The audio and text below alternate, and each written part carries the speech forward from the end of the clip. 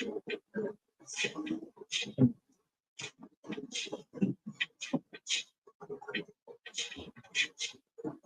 got to be quiet, okay? You got to be really quiet.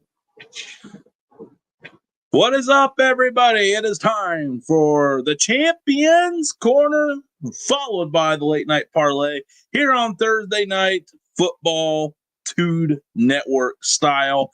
Another banger here tonight. Last week we had the AFC North matchup between the Cincinnati Bengals at the Baltimore Ravens. Well, NFL once again nailed it with a big one here tonight with the NFC East first place on the line as the Washington Commanders head on down to Philadelphia to play the Eagles, who are, let's just say, since Nick Sirianni got into a verbal spat with a random fan that was probably not sober in Philadelphia after the Browns win, the Eagles have really rallied together to be one of the hottest teams in football. How will this work out? I don't know. Don't look at me. I'm just some dude. But I have two champions along here with me that are going to give us a much better point of view on how all this is going to work out. Straight out of Cleveland, out of the BREA, right in the new building area of the new stadium. They just haven't been hit with the eminent domain signatures yet.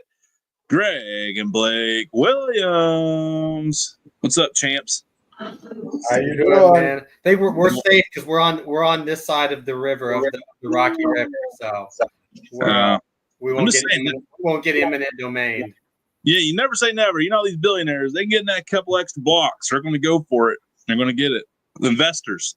Hey, I mean, it wouldn't be the worst thing in the world. It'd be about 3x the home price. I was going to say, fair market values. Okay. Normally in it, those are normally fairly generous fair market value situations. You don't want any class action lawsuits creeping up. So yeah, I will say I know for a fact they all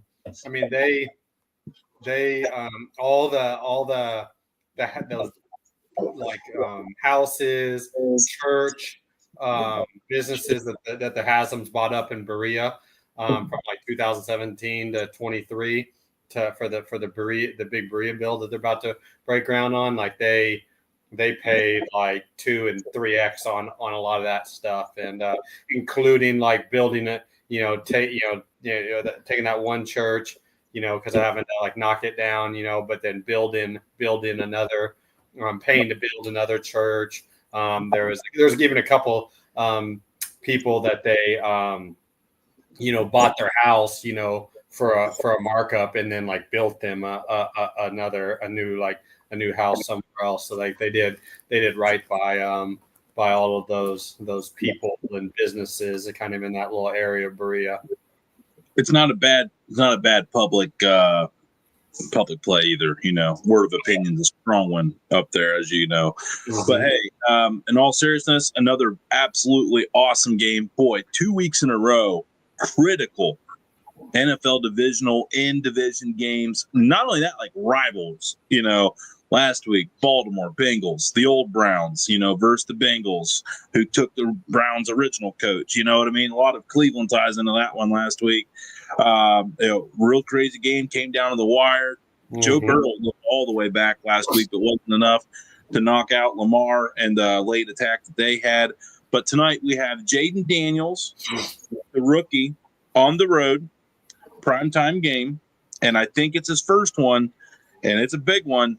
Because it's Philadelphia, and that's not a very nice crowd. And let's just go ahead and call it what it is. You guys have been to Philadelphia. Not very many sober people. They've had all day to prepare for this one, so they're going to be ready. That place is the jail cells are going to be full down there. The holding tank will be wild. So, no doubt about it. And those holding tanks are right down there in the bottom of the stadium. They've got them right there on the site, and they're usually heavily used at every single game. They're proud of that too. They love the fact that they have this one. Yeah. What's up, John Day? No, mentioned it though. You mentioned it like this is. You don't know how the game will turn out, but it's definitely the biggest Thursday night football game that we've had this year so far. 7-3 versus 7-2.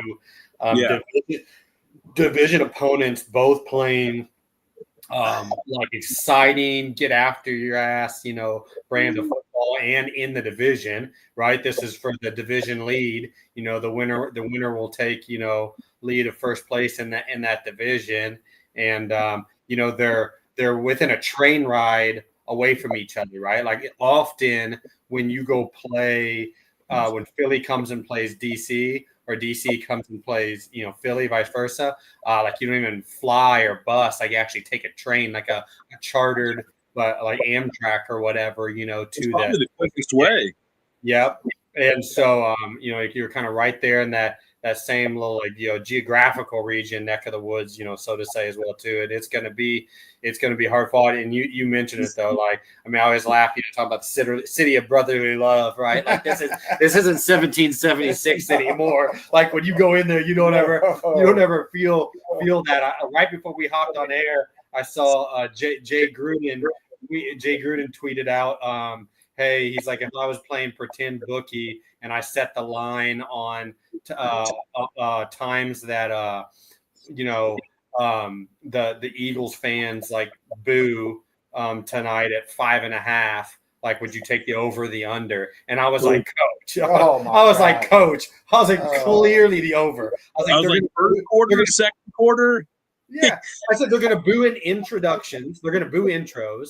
They're going to boo every single time a flag is thrown, whether it's like picked up or not, whether it's thrown. Like they'll boo before they even know who it's thrown on, right? And then I said they're probably going to have like probably at some point like in the game just to fill dead time. They probably have like a boo cam where they're just like pan the camera to like people with Washington jerseys on in the stands to just get everybody to boo through the dead time on timeouts or stoppages.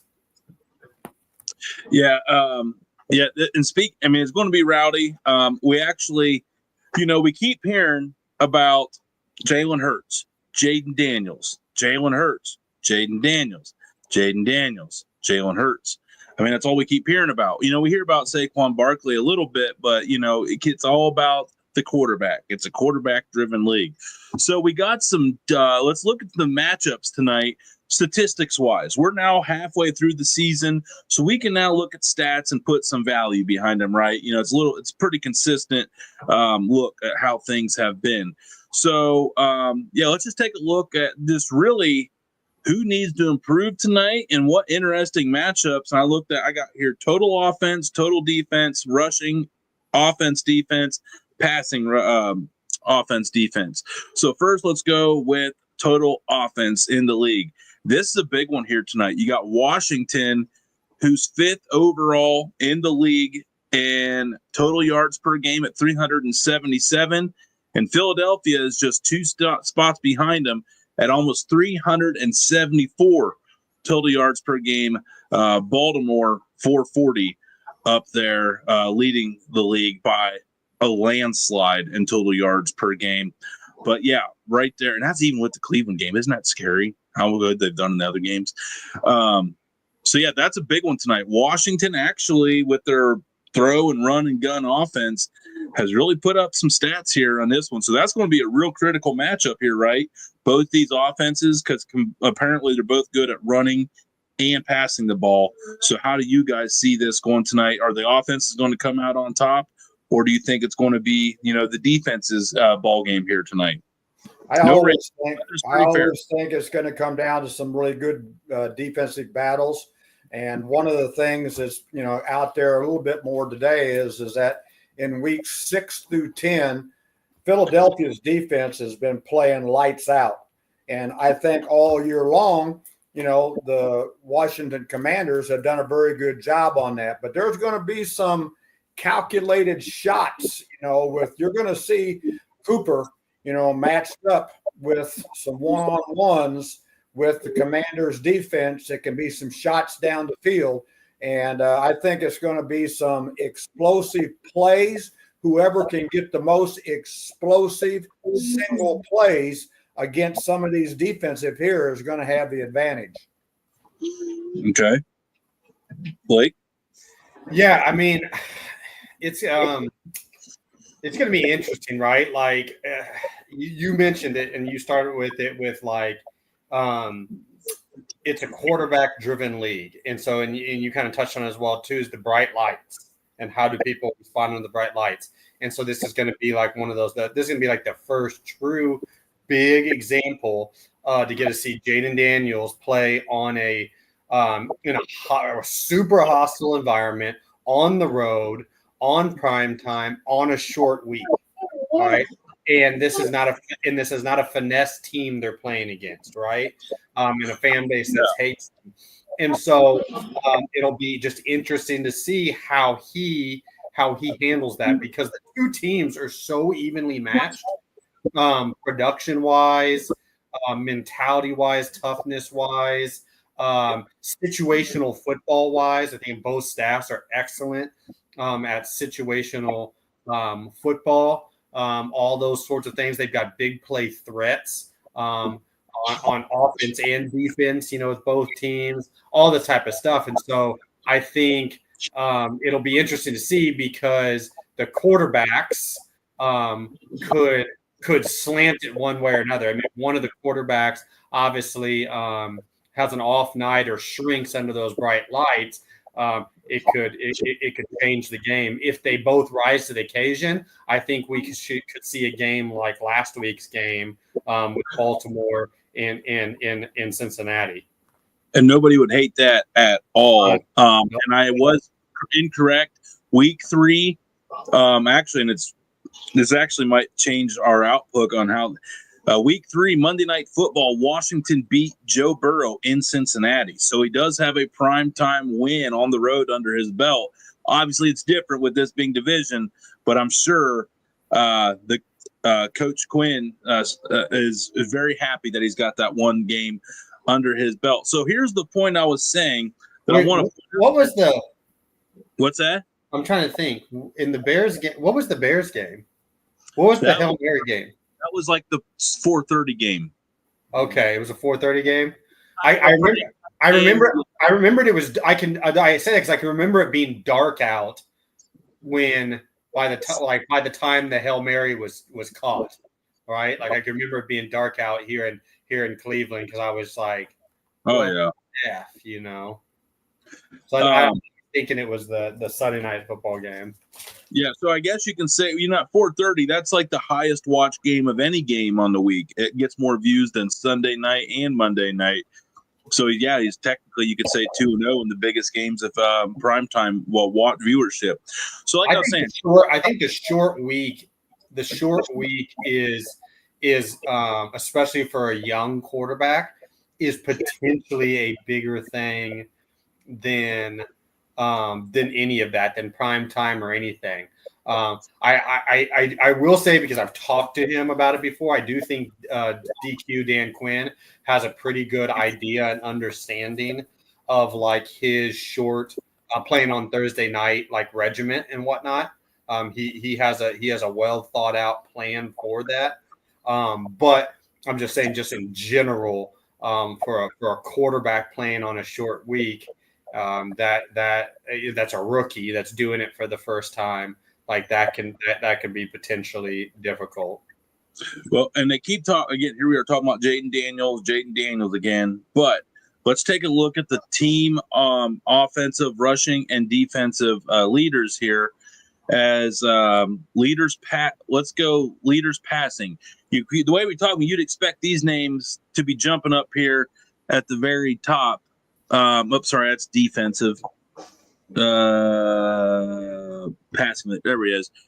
So Philadelphia, if you look, in Washington, they're pretty far down that list. Washington, that's like 11th or 12th. And Philly, I think I have to hide the banner to see them. They're at the very, very bottom. 197.8 yards passing per game. In Washington, 223 yards passing per game, where Seattle, believe it or not, of all teams, with Geno Smith up there, 268 yards per game in this one. So, again, that's the thing about it, right? Yeah, quarterbacks getting all the love, but Philly's rushing for over 170 yards a game, and Washington's rushing for over 150 yards a game, and so Philly's second in the league in rushing to Baltimore, I believe. Yeah, you There, pulled it up look, now. there you And go. Washington, Look, I don't even got to say the graphic. That's why we don't got. That's big brain stuff right there, Blake. Yeah. And then As Washington. Gita would say, I got a Rain Man numbers mind. We do. Yeah, that's impressive. But yeah, you're right. I mean, so we're talking about the passing, but I think tonight it's going to be about the rushing game. Yeah. Because you got two awesome rushing. And then let's take a look at rushing defense and how they stack up here in the league. Philadelphia, pretty good rushing defense, with fifth rushing defense in the league. And Washington they're down there. I don't even know where they're. Washington, are you talking about rushing defense? Rushing, it's how many yards? Least amount. Baltimore's giving up 73 yards a game. Philly's giving up 100.7. And yeah, Philadelphia is not even on. Oh, there they are. I'm sorry. No, where's Washington? That's what we're looking for. They're probably Yeah, low. Washington's not even on the list.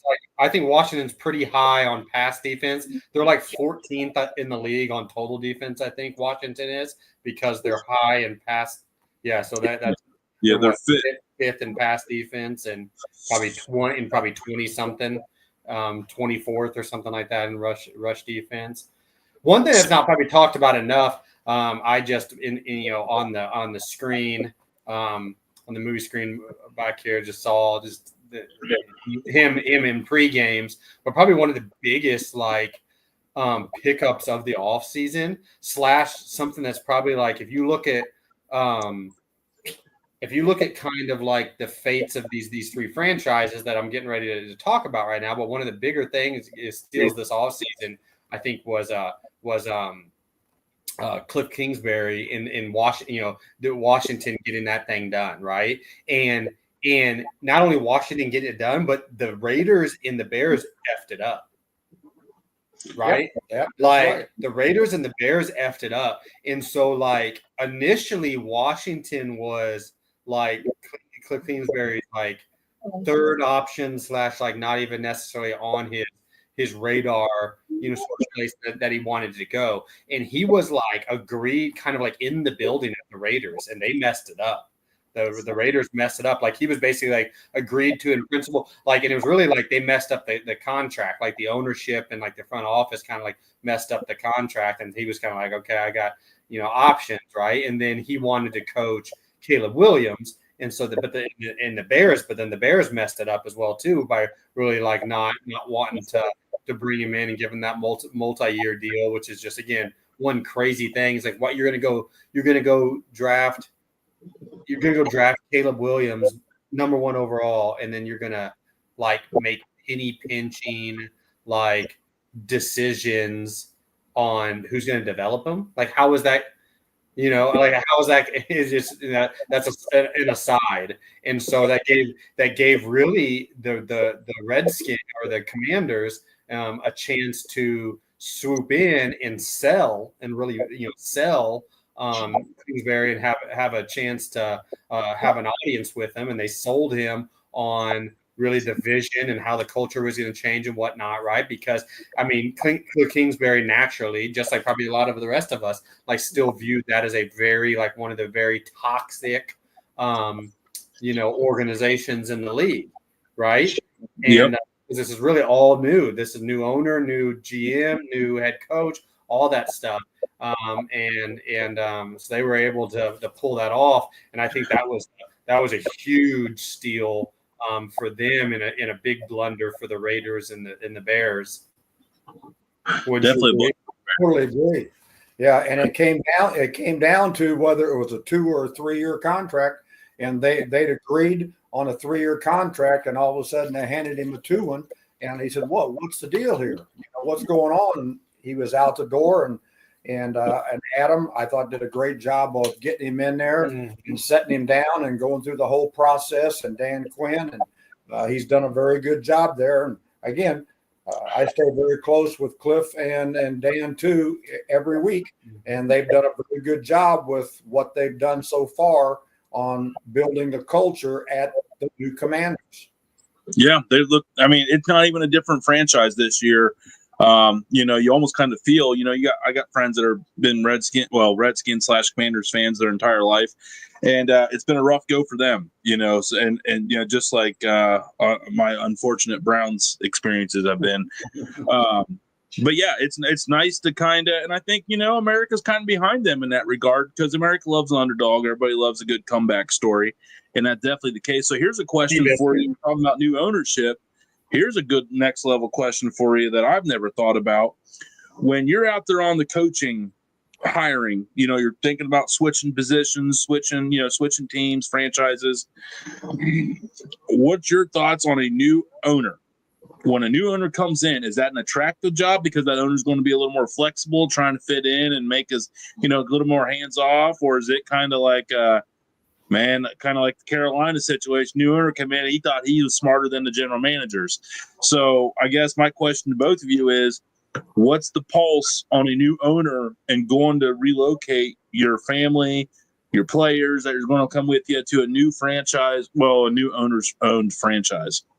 Well, every day is an interview, me to you, you to me. And whether you're a new owner or an old owner or existing owner, all that type of stuff, you have to have the wherewithal as the person, me, when you go into those kind of people, to be able to do and ask the right questions and get the right feeling for who you're going to get a chance to work with, not work for.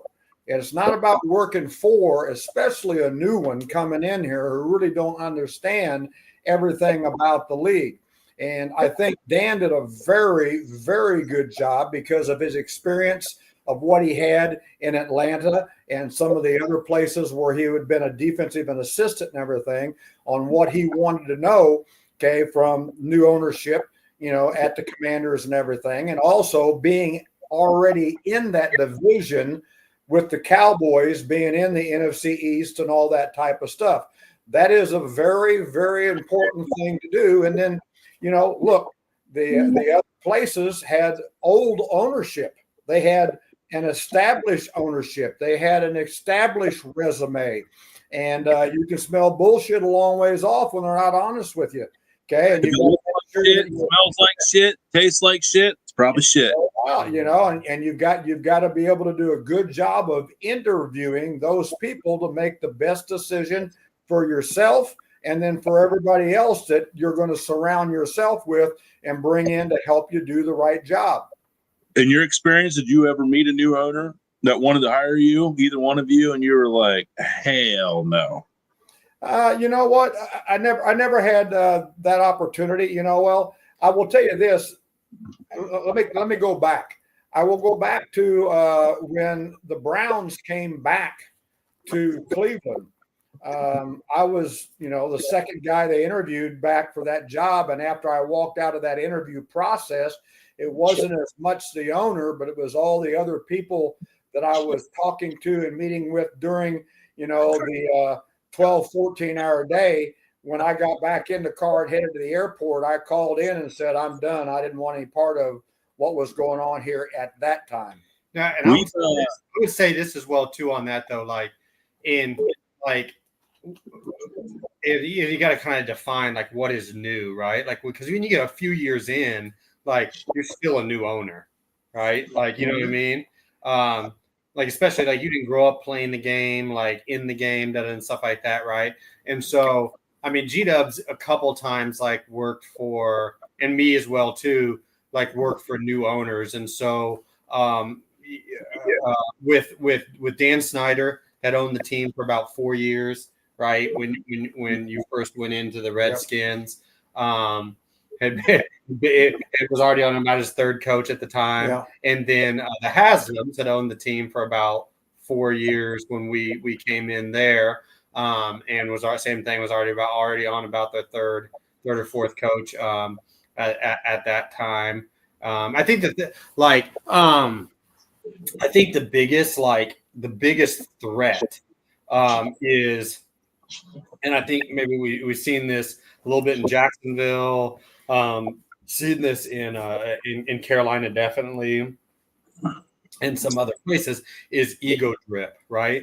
And so the fact that just because you are so smart and or because like make no different, like make no bones about it, like because we talk about all this stuff, like even like the Haslams and stuff like that up here, like bro, like Jimmy and D are like not unintelligent people, like they are 1%ers, right? As much as like we want to like people fans out there want to like talk trash, like they are brilliant people and they are billionaires, right? And it's not like it's because of, like shadiness and whatnot. And like D is self-made as well too, right? You know what I mean? And like in a media mogul and all that type of stuff. I mean, these are very intelligent people. I mean, Tepper is obviously exceptionally intelligent and a hedge fund mogul, right? But that ego drip can come over where you think, hey, just because that, like you automatically, just because you've ran companies or built these like Fortune 500 companies or made $1 billion,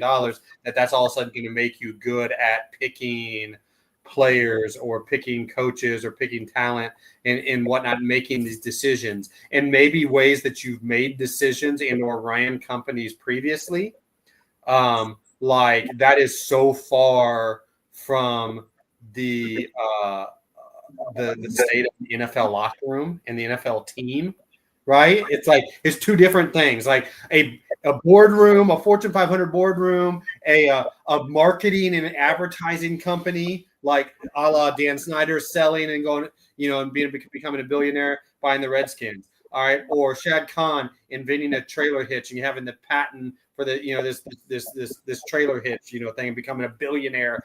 Known for as a trailer hitch. Yeah, or in the pre or invention ever.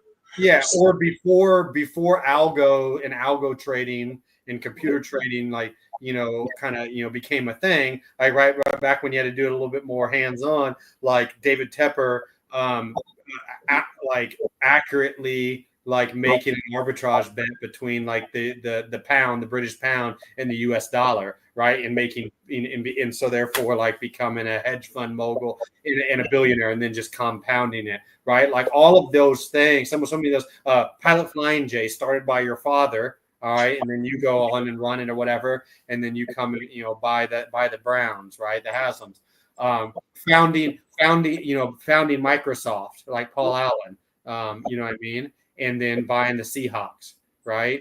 Like being a real estate speculator and a land speculator and a land mogul, and then marrying into the Walmart family, right? And then buying the Rams and the Arsenal and the Colorado Rockies and the Denver Broncos and everything else that family, the Kroenke and Walton family have bought now in professional sports. Like those things aren't necessarily like those worlds aren't necessarily the same as these worlds. And so I have to give it to thus far. I have to give it to the new ownership at the Commanders, where they have been very under the radar. They have made smart decisions. They have like across the organization, like at president and front office, right, and the head of the business ops, and then the coach and stuff like that. They've made really good, strong decisions, and they very quickly have changed the narrative of that organization.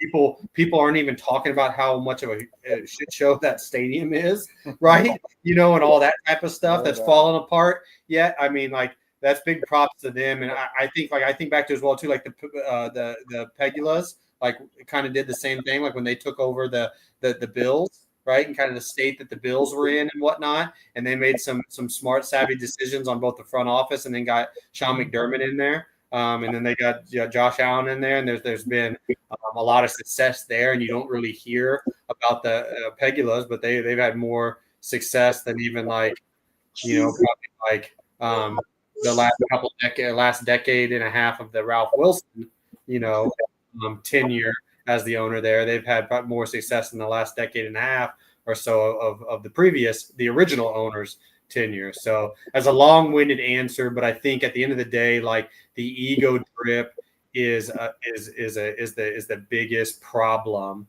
But then from the vice versa, the other side of things is how do you find the right fit, right person, right? You know what I mean? To therefore like be able to delegate to when you don't come from that world. All right. Hey, that's That's an amazing insight right there. I really appreciate you guys sharing that, because again, that was a question I had never thought of ever. We're getting close to kickoff here. We do a little segment every week called True or False, but we'll get to that in a second, because we do have the late night parlay tonight for anybody watching, and you still have time to get these bets in here tonight if you want to, real quick. Tonight's late night parlay is Jalen Hurts, 250 yards plus passing. Jaden Daniels, 250 yards passing. A.J. Brown, over 5.5 receptions, which, believe it or not, highest over-under receptions of the night is 5.5 by A.J. Brown. That is, Vegas is expecting a very balanced passing attack in this one tonight. And then Zach Ertz, over 3.5 receptions, plus 1,600 on those odds. Pretty solid. And then for Chips Chubby, we're going to go over this real quick before the game, because these are the bets that need to be placed before the game starts. It's over receptions, heavy Thursday night football tonight. This is coming from the hockey guy. Dallas Goddard, over 3.5. Terry McLaurin, over 4.5 catches. Zach Ertz, 3.5 catches. And A.J. Brown, again, 5.5 catches. And why do we only take overs? 3 overs daily, man. That's all he does. We don't bet the under. We don't bet defense. We don't bet defense. We want offense. We want points. We want yards. We want. I'll tell you this. I'll tell you this. My initial defense is like, it's like going for a layup when you're 7 foot on a fast open break and you can dunk 40 inches. No one wants to see that. I don't want to put this bad juju on you, Ricky Bobby. But, looking at the parlay for tonight, I would say off the cuff that's going to be a hard. I don't see that hitting. I don't see that all of those things hitting that Jalen. I don't even see both Jalen Daniels and Jalen Hurts both going for over 250 yards passing. I don't know that either of them will get to 250 yards passing. I will say it jumped really high odds from 225 to 250 on both of them. And we went 250 because it was just so juicy for an extra 25 yards, one extra long completion. And it drove the odds from plus 700 to plus 1,300 on just that one switch from both. So yeah, I'm not going to lie. Does overtime count? Good, but I looked at the overtime count. No rain tonight. No rain. Decent weather. We got this. Hey, does overtime count? Yeah, it does. Hey, yeah. So you guys, you guys need to be praying for a fifth quarter then tonight. Oh, Blake, why are you shitting all over this, man? I don't like it. This is as G-Dub always says, don't ask if you don't want the truth. I was just going over it. I didn't ask, actually. You just interjected and took over. What the hell? Greg, you know the drill. Give that guy an old slugger over there. But all right, true or false? True or false? Now that our bets aren't going to hit, don't even have to pay attention to the second half of the show. You heard it here first. True or false? Start. All right. These ones for Tony Lane himself in the last 3 minutes before the show, but I think we did good. True or false? The Dallas Cowboys draft a new quarterback in this upcoming draft and move on from Dak Prescott. False. False. I agree. That contract, you can get out of that. Someone's got to eat all that contract to take it, all of it. I would say true, but not in the first round.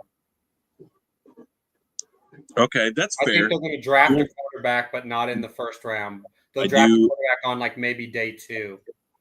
I'm with that. I'm with that because Trey Lance is not it, and Cooper Rush is not it. And you can't have. And we're finding out the teams. We found out last year at Jacksonville when Trevor Lawrence went down. They had nobody. You gotta have a good backup, and I can't believe Dallas went into the season with those two options. That one I don't know if it was the salary cap contracts or whatever, but what a mess! What a mess! I wonder if they ordered any curtains this week. True or false? The 49ers make a run now they have Christian McCaffrey back.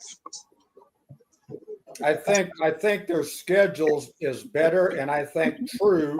They have a chance to make a run. I would say true as well, but I don't think that it's predicated upon Christian McCaffrey. Agreed. Okay. And last true or false, the Pittsburgh Steelers are the best team in the AFC North. Big matchup this weekend with the Ravens. I would say for right now, true, because the Ravens defensive staff, unfortunately, as of right now, and the Ravens secondary, kind of the combination of all our past defense, I would say, like is an Achilles heel right now. And the combination of like the coaching and the defense. You say defense wins championships. The defense at Pittsburgh combined with the coaching, combined with now like Russell Wilson being in there, whatever. Like I would take the nod to Pittsburgh right now. Baltimore, if Baltimore can get that fixed somehow on the defense, right, which could theoretically happen. Like we've seen it happen before with like the two years that the Giants won the Super Bowl, right?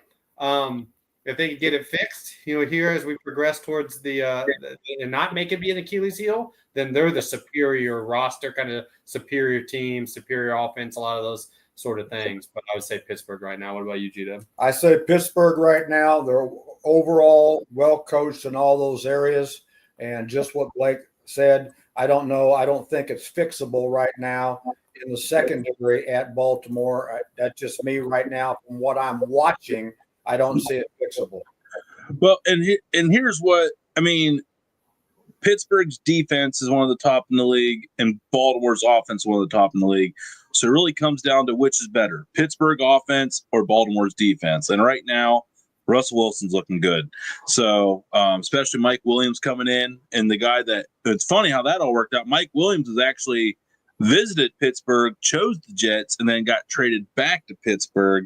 But now he's looking like that great complement and that veteran presence to mix with George Pickens and also Calvin Austin III. They got some playmakers over there in Pittsburgh now, and I'd say that offense is functioning a lot better than Baltimore's defense. So that's how I would rank it too. But again, as you guys said, Pittsburgh has one big injury. Baltimore has a couple good schemes where they start clicking and everything changes. And I have one more thing to say about that, because Arthur Smith is a protege of mine. I'm very proud of what he's doing there. He's jerked a knot in George Pickens' tail too, and George Pickens has stopped doing some of that goofy bullshit that he was doing, some of those effort things, and all of a sudden now he's playing up to his expectations because Arthur's not messing around with all the other stuff. So it's a very well-run thing on what they're doing. And offensively, it helps what they do on defense also because of how they're able to ball control things. And they're playing lights out on special teams. And they're just unbelievable out there. He's awesome. Little fireball. And I would say this, like to this, and right, wrong, or indifferent, like to this too. I wouldn't give all the credit to Arthur. I would his position coach, the new wide receiver coach there at the Steelers as well too. And there's a thing to be said about like drawing the line in the sand, right? And they got into like he and Pickens got into like an OTAs, like a fight, right? Like OTAs, like pre-practice, right? On an individual drill. And those things brew, but like I found that very interesting, and I was like, I'm just gonna watch how this like plays out, because if I was there, or if Gita was there, that's how we would do it. And it starts it's hard, like it starts in that room. It starts with your main like accountability officer of your position coach, right? I think this is me personally. I think one of the most, and there's too many of these in the league, and whatnot. I think one of the most disrespectful things are these little mommy, and I'm not making this to be sexist or whatever, but these little mommy daycare operator want everybody to like me, coaches that we have out there. That are position coaches that have never been anything but position coaches, will never be a coordinator, will never be a head coach, right? And then they just kind of go about like they just kind of always never rocking the boat, never like really, making their players like toe the line or whatever. And then when all of a sudden these things come out on the field, or these things come out with the coordinator or the head coach, like you're embarrassing the organization, and it starts with the position coach. Period. Well, that would definitely was that was the most. And so he got it across to like George Pickens from the get-go that like probably like, hey, we got 1 year together, and this is how it's going to be every single day, and we're either going to come to a compromise, or one of us is going to be out of here at the end of this year. They're going to fire me or cut or trade you, but like I ain't changing. This is how it's going to be from day one, right. And thus far it's working well. I agree. Well, that was the most sexist comment I've ever heard, by the way. So you did offend everybody. I'd like to take a moment that Blake's words do not reflect the true core values, beliefs, and traditions of the Dude Network. And, please don't sue us. So anyway, we got to keep going up here. And we're down to about 6-7 minutes. Let's talk about opening strategy in this one, guys. You guys are the coaches. You guys know the X's and the O's. So I don't know who got the ball or didn't get the ball first here, but let's just say you guys – both offense, defense. Let's start with Baltimore. Not Baltimore, Jesus, that was last week. Let's start with Philadelphia. How does Philadelphia open up this game defensively and offensively? And then we'll tackle Washington here before the kickoff. But first, Philly. First thing on offense I'd do if I was Philly is I'd set up a play action shot at the start of the game, because I think they're going to get a middle of the field closed defense. They're going to get a man-to-man or three deep zone, and we're going to have a chance to get Cooper on a shot. And that will also set up the run game because of how they have to take protection out of the box area and put it back into the coverage area to make it lighter in the box for the run game. So it's going to be interesting to see how that starts off, Blake. Yeah, I'm assuming you're talking about A.J. Brown. Yeah, what'd I say? Cooper. Yeah, plays A.J. Brown for the Eagles. Yeah, I'm talking about Brown. But so I agree. I mean, I think that Philadelphia will take some play action shots and some shots down the field to try to stretch him early in kind of play action pass to set up the run. The one I'm most interested on like this first 15 kind of early process is how Vic Fangio, the defensive coordinator for the Eagles, is going to attack Jaden Daniels. So is he going to try to give him the rookie treatment, and is he going to try to give him some like disguises and early pressures and exotics, as we would call it, that he hasn't seen before, or is he going to just stick to like some his quarters match, in middle of the field, what we call middle of the field open quarters match type coverage, and just play sound defense and just do what he does, right? And mix and match within some of the disguises within that. I tend to think, based upon like what he traditionally does, that he's going to give him some rookie treatment, right, and give him some fastballs across the chin, here in the first two drives. But it'll be interesting to see if he does do that, and then to what standpoint Cliff Kingsbury and Jaden Daniels are prepared for that, right? I would say this: this offense this year for the Reds, the Commanders, are the most horizontal screen on the perimeter team out there, right? And so what I would just say from in a vacuum, based on what I've seen right now, is that if Fangio is trying to give him the rookie treatment early, I believe that they are prepared for that, and they will be able to spit the ball to the perimeter, even with like already hard called screens, or have like perimeter get the ball out quick to the sideline, and be careful what you wish for. And so I think Jaden Daniels and Cliff Kingsbury in this offense that may make things actually like a little bit simpler, like forcing him to speed up his clock and spit it out there and just get it out of his hand. And maybe all of a sudden now they get one block. You blitzed everybody up inside. The ball's out here. We block. Somebody plays the wrong leverage, and we're getting explosive gains on just wide receiver screens because we're getting them into pressure. And so I would say, like, be careful what you wish for here tonight. But that's the one that I'm most interested in seeing is the first two drives of Philly's defense versus Washington's offense. Well, and I always, and I don't know nearly as much as you guys. I always like to pay attention to how many guys does the defense put in the box. Are they anticipating that run? Are they anticipating them to do a little more PAPs and, like you said, some deep routes with like some are they going to do now? Are these teams run defense? Are they man or zone? Or are they good combos traditionally on this? More zone than anything. Both of them more zone, but very different. And so I like that for our overs on receptions. I love that for our overs on receptions. Find them soft spots, boys. Go under. Washington is a what we call a single high, one deep high safety, middle of the field closed, one deep high safety based system. And then they even take their disguises off of that. Philadelphia is a middle of the field open or a two high safety. So like quarters and cover two or quarter has, but like a two high safety based defense and structure and everything comes off of that. So here we go. Philly did get the ball first.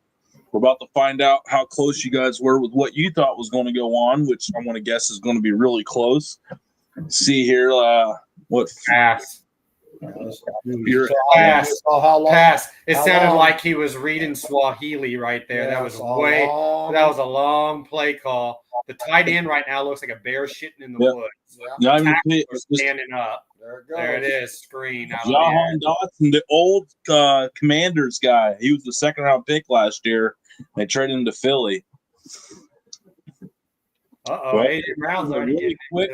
Like you guys said, getting them out of that box there, putting them out there in the flat, stretching them out, nice quick pass. So 2nd and 2. Boy, how we've talked about before.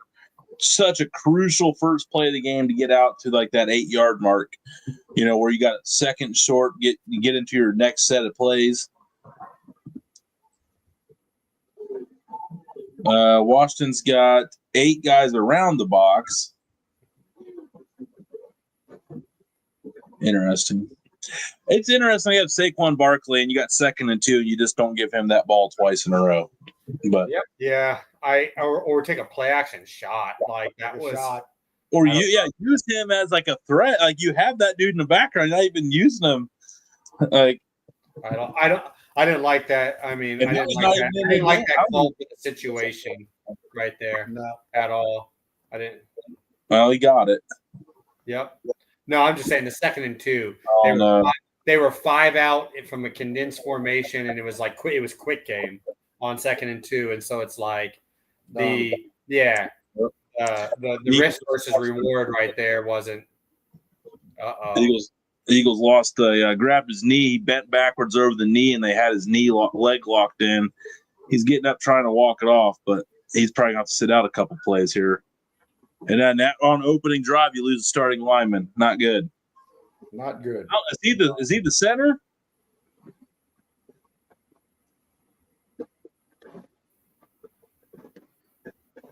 No, Jurgens is the center. Oh, yeah. Then he gets rolled up backwards. Oh, boy. For a big boy, that's some serious torquing and moving right there. You're going to have to stretch that one back out. Oh, 2-time Pro Bowl last 2 years. They've got dudes. Yeah, they should be pretty deep though. Oh, they got third round pick coming in out of Alabama. It's not a bad backup to have. They've got one of the best OG offensive line coaches in the league still left, and they pick and draft well at the offensive line, and they develop well. And it's allowed them to even move guys around, right? Like Malata, who out to tackle from guard and where he started early in his career. And obviously they've got the best right tackle in football, and in Lane Johnson, a Hall of Famer, and yeah, he's a stud. You know, they've taken a failed project high draft pick from the Jets that was there. That was a bust draft pick from our time there at the Jets, and they brought him in there and made him a guard, and a right guard, and it played him right next to Lane Johnson, and it's worked out very well for them this year. You know, Lane's told them every time what to do. Yep, and he's playing in a smaller space, and he's a freak athlete. He's size, weight. I mean, he's massive as well too. And so the fact that he has a hard time staying under 400 pounds, is better for him to play in a phone booth at guard than at franchise left tackle, like the Jets drafted him in the top of the first round to go be. I don't know Joe Witt. Where did he come from? That name does not ring a bell. Joe Witt? Joe Witt Jr. is D coordinator for the Commanders. I have never heard of that guy. Yeah, he was with Dan Quinn at the Cowboys. Okay. Someone coming up in the rank. Joe Witt was here at the Browns. And he was here at the Browns for 1 year. He was on Freddie. I'm pretty sure he was on Freddie Kitchens' staff because he had been at the Green Bay Packers forever, right? Yeah. And so I mean, John Dorsey did a lot of the hiring for the Freddie Kitchens staff, and so some of those guys like Campen and Joe Witt Jr., because some of those guys that came from the Packers, and whatnot. Yeah. Look at all them passing yards and catches. Look at all them catches and passing yards, Blake. It's quick right now. Yep. It's quick. They're getting it all out of his hand quick right now. It's good from that standpoint. And how many does A.J. Brown have? Was that his first? That's his second catch already in opening drive. We only need 6. That's a great start. And they're RPOs. So like that was an RPO. That was inside zone into a loaded box, and so he pulled it through it. I missed pull that one. I know I should have pulled that one too. I don't know, but how was that not a face mask, man? Fire zone, and he would have if he would just pulled it and ran it off the edge. Yeah, they're in field goal range, so this is where it's like, now what do you have to do here? Because you don't want to get too aggressive because you're in field goal range, right? So, what play call would you? Well, look, they're going drop back pass right here. Yeah, this is a pass all day. Barkley's free releasing out to the offense's right. But now it's 4-by-1. Yeah. Oh, yep. He's scanned back. Oh boy! Now we got 3rd and 14. Oh, I got a flag. What's the flag? Probably holding. Not good if it's offensive holding.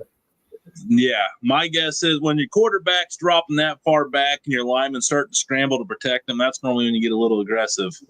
Yep, there it is. There it is. Hey, the dude. The regular Joe off the street. Look at me. Oh, shit. I'm going to shoot the guy that we were just talking about. We had in the Jets. The right guard. Mekhi Becton. Yeah. That's what we were just talking about. Mekhi Becton, is that guy that was drafted first round out of that year Jedrick Wills and all them guys were in that first round? Yes, it was a massive like some poor decisions, right, wrong, or indifferent, right? Like Tristan Wirfs was who I recruited when I was coaching college ball, and so I saw Tristan Wirfs like in Iowa. I was coaching, small college in Missouri, right, not too far from it. I watched Tristan Wirfs be a national champion and state champion, multi-time in shot put and discus. And already like sitting there like hang cleaning like 400 like 4 plates like for reps in high school. And Tristan Wirfs was a pitcher. Yeah, and he was an all-state pitcher, and he was one of the most freakishly strong, explosive athletes I had ever seen. And then he went to Iowa and kept doing it there at Iowa. And the Browns took Jed, and I was so pissed because I wanted Wirfs. Worse was the third one. Iowa fail. They just don't fail out of Iowa. Worse was the third one off the board. And I was just like, dude. And now you look like that's the dude that's going all pro every year. And it's like he was clearly the most productive in college and a freak athlete. There was concerns though, because they had like a left-handed quarterback at Iowa and he had to play right tackle to protect the blind side. And and it's like the other ones are projections you have just like impeccable footwork in general, right? I mean, you should be able, if you're a top 5 projected pick. Oh no. Why? Jake Elliott. Here we go. Field position. Here we go. Pro Bowl kicker. Wow. That ball was angled. That was not a good hold, I don't think. It looked like the guy, I don't know. You guys have to watch that. It looked like the ball was like leaning to the left when he kicked it. Interesting. Wow. Well, all right. Well, first drive, Jalen Hurts. Let's keep track here of our stats here. I think he had about 25. They might have had 35 yards passing on that. NFL scores. Just for you. Just for you. We can do the basic math on 40 yards passing from Hurts on that drive. That's great. That's fantastic. 40 yards on that first drive by Hurts. 40 yards. 40. Wow. Yep. So we only need 210. That makes that 225 right in line. That gets you. That's good. That's real good. That's great. Thank you for letting me know. We only need 210 more yards when he averages 195 a game.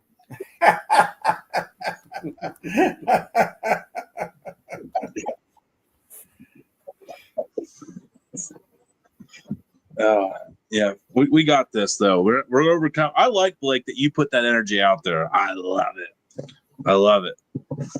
3 for 6 for 40 yards.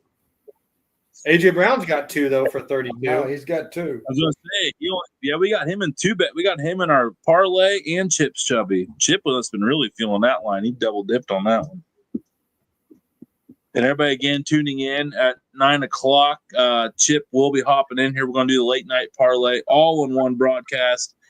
The reason why we did that was we were basically shutting it off, starting a whole new show, and everybody had to re-go in and find it and start all over. So we're just going to keep it rolling here tonight. You're here all night, locked in. Just go and have a good time. Leave us on your laptop while you grab your garage beers and have a good night, eating your snacks, watching football. We got our garage beer pyramid right there. We actually got a someone from the crowd said they need garage beer lime on the left side of the trophy. So we might have to get you I'm a garage beer lime guy. And so that's why we are out of garage beer lime, right? Because I drink. Yeah, you guys get the empty cans. Hey, make an empty pyramid. It's all right. Empty pyramid. I know. I need to pick up some more lime. Over here. I mean, I've got a like a kegerator keg, everything like in the bar out there, and my tap is a lime garage beer tap. Yeah, I need the. I would like the. I would like a kegerator. No huddle coming out. Here we go. Fast pace. No huddle. Already passing the ball. Yeah, they're quick. Now this is going to be. Philly's going to have to adjust quick here on the fly, with these looks because Washington don't mess around. It's amazing more teams don't run the no huddle, actually, as like fast paced like Washington. I feel NFL's still a huddle up sport. I can't stand no huddle when I'm the head coach. It's because you don't understand about defense and all of a sudden you better score 50 points because you're putting your whole team in all kinds of controversy and no huddle in professional sports. I love it. All right. What? That answers that up. 3rd and 4 right here. 5 out. Ciao. Back's going to run a rail route. Play by the linebacker. Wow. Who is that? Kendricks? That was a big misread by Jaden Daniels. That's not where the ball should have gone. right there. The ball should have gone to Eckler on the right side, and I don't know why he went into the middle of the field into triple coverage. See, the running back might scored a touchdown. Yeah. The running back, the concept over there, like Sean Payton calls that a Trojan, but it's just an X cut. And the X runs a little spot route, and the running back runs a rail route basically through his feet, and then the quarterback just reads leverage of the guy of the defense covering him if he's going to go to the running back, and is the guy in trail position, throw it over the top, or is the guy kind of going over the top of the pick and basically put like a back shoulder fade on him, like put it on his back shoulder. And in that case right there, like we were saying, if he just dumped it to Eckler, the safeties would have had to change directions and hawk Eckler down. Eckler's fast enough; he may have gone all the way to the house with it. He was wide open because he was wide open. Outran the linebacker, and that's where the read should have been. I mean, it was stuff coverage. It was combo coverage, stuff coverage in the middle of the field. It was triple coverage on that tight end. But again, Jay did not take his eyes off that target the whole quarterback. Yep. Yeah, he knew exactly what he was going to do with that at the line. It looked like. So we got one drive from each team, guys.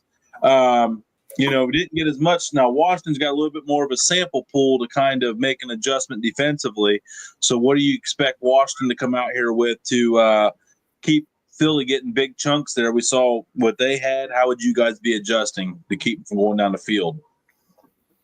Go ahead, Gino.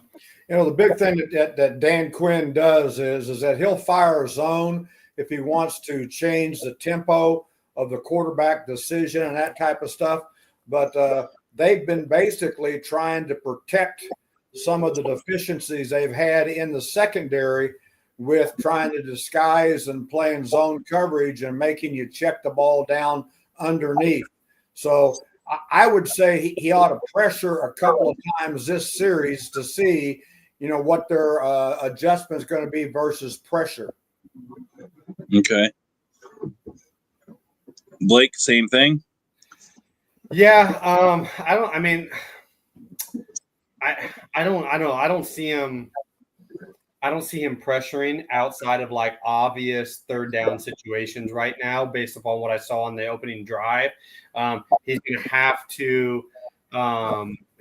to handle some like leverage things or some adjustment things on the RPOs, which they were getting those inside breaking slant RPOs. When they're loading up to stop the run. So maybe they play a little bit more inside position man. But yeah, I see him only pressuring on like obvious, second and long, third down type situations. Well, let's see what you boys come up with here on that one and see how close we are. As it's going to be first formation, 12 personnel. Yep, they're going to run here. Boom.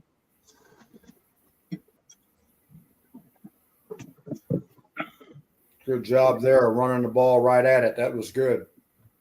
Got that much needed extra 8 yards of space from the goal line. So it kind of takes away a bad snap for a going the end zone situation. Yeah, first thing. There you go. Saquon. Yep. Saquon just went over 1,000 yards on that rush right there. On the air. He ain't catching Derrick Henry. He ain't doing that. Yeah. By the way, Philadelphia fans hate their jerseys. They want to go back to the Kelly green in the worst way. That was the consensus.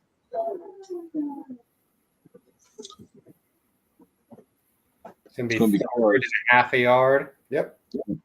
Yeah, maybe not even half. A short half. No, exactly half. Oh, tush push. Tush push. You know it's coming. Yep, got it. He's a powerful quarterback too. He did, yeah. I just think he knows to time up his leverage. I think he sees that thing and he knows when to just extend the knees and push forward. I mean, he's got it down to a freaking science, man. Even without Kelsey, they're still just doing whatever the hell they want with this play. Mm-hmm. Well, and I mean that's coaching, right? And so that's their O-line coach, and they're coaching, right? And they brought in the foremost a number of years ago, probably about 4 years ago now. They brought in the foremost kind of experts in the world on from the rugby world to come in and kind of coach them up on it in the off season, right? And they built that scheme around the finer points of the rugby scrum coaching. And so that's what they do. Their inner wedge is, but that's really what they built. They build a rugby scrum with their inner wedge going at the thigh boards, and then their back wedge pushing through. Right. Dallas Goddard with a huge catch there for us. That's one. Jeez Louise, that wasn't even close, Jaden. Yeah, they got there a little early, but man, that ball was so far out of bounds. I don't think that wasn't catchable. 3rd and 8 here, and this is a big play because Philly, they're inside the 20, I think, still, right? No, they're in. So I'll be interested to see if 23. DQ comes after him right now. This is, I would imagine DQ comes after him, but we'll see. And he's got a radar defense right now, where there's only one guy with their hand in the ground. Yep, 5-man pressure. There it is. Yep. There it is. Yep, there. That's big play for Washington. They're going to get decent field possession. They should anyway. Yeah, on the sack. That was it. That was our guy. Who was it? Frankie Louvu. He was an undrafted college number 4 right there on the sack. He was an undrafted free agent for us at the Jets. And then he's left and gone on to the Panthers. After we left the Jets, he left and went on to the Panthers, and then just signed a big time deal here this offseason to come to the Commanders, and he's their captain, and he's just he's blossomed into a star in this Great league. Guy. Hell yeah. Where did he play college ball at? He played at Washington State, Eastern Washington. Okay. One of the Eastern Washington, I think. Virginia? Eastern Washington. Yeah, Eastern Washington. Eastern Washington. West Virginia's on the East Coast. Yeah, I think it was. Yeah, I think it was Eastern Washington, or for some reason I'm thinking Washington State. The Cougs, right? No, that Washington State would be the Cougars. Yeah. Yeah, pretty sure that's where. Yeah, Eastern Washington is that team. That's got that Washington State University. Yep. They played on that red field of Eastern Washington. Yeah, he's a bad man too. He's a bad dude. He has such a great personality. He's out there doing the war chants and the hakas. He's an Islander. I mean, he came to WashU. He came to Washington State from the islands. He's a Pacific Islander. He's got I've seen that. He used to show me the pictures. He's got this picture. So he's got this. He's got all the Moana tats and stuff like that as well too and whatnot. But he's got this big scar on his arm where you think almost like he maybe had the type of thing where he had a rod put in or some sort of something like this, this big old scar. And I've seen the picture of basically his arm just flayed open like you would flay a fish, and just the meat sticking out and everything and stuff like that. And what he did was he was trying to this was post game, and Mike Leach is his coach, and he was this is after a game, big game or whatever. Coach is calling him up to talk or whatever, and he's trying to cut off with sharp scissors because they were out. He couldn't find any of the tape cutters, safe tape cutter, and so he just had sharp scissors trying to cut off his stuff or whatever, and he just slipped, and he just freaking, just massive. It was ugly, unbelievable, and just didn't say a word, sat there, didn't flinch, didn't you can just see Frankie just not batting an eye or whatever, and sat there and listened to Coach Leach's post game, talk in the locker room to the guys, and then did his whole and then Frankie got up and did his whole war chant to the guys, and then was hey, I need to get staples. You guys need to take me to the hospital and get about 100 stitches and some staples into this arm.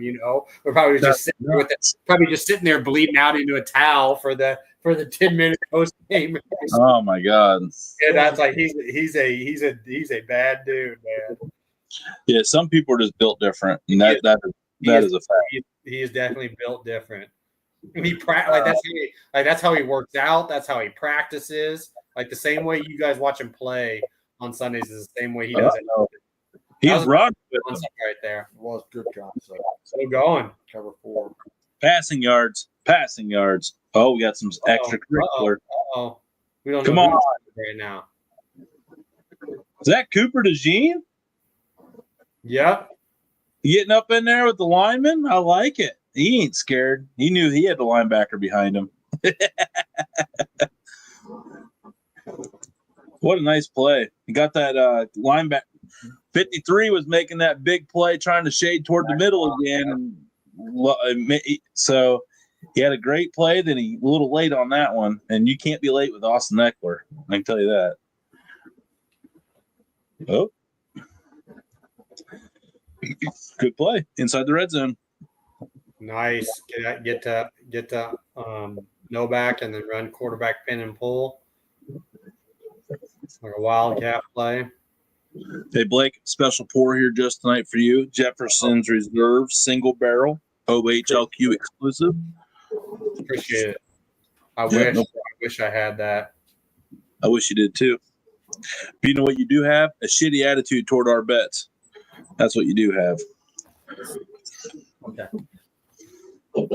It is Harry Potter time for Daddy Williams. So Papa Williams is going to Williams is going to finish it up. It's about to be a touchdown right here. It is about to be. What was that? Was that a run or a pass they just did? I don't know. I was talking to my Harry Potter daughter. Oh, yeah, Harry Potter time. Well, I saw they had Robinson. I missed what happened. Hello. Hi. Are they going to How score? are you? Touchdown. Rushing. Robinson.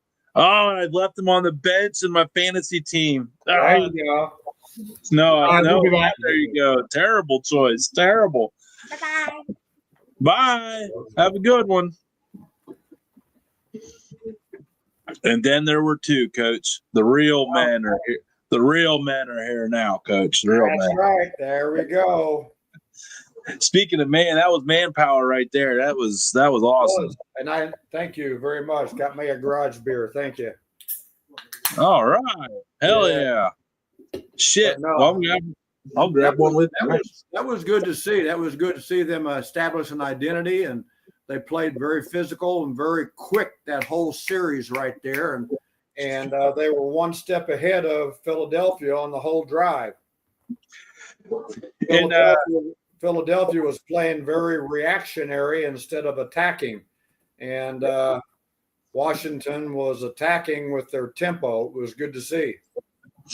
Yeah, that was that was a quick work, but it also helps whenever you get about 30-yard, 35-yard chunk on the first play of that there and get the defense on the heels. Then they're kind of scrambling because now you're like, oh shit, we got to switch to red zone defense.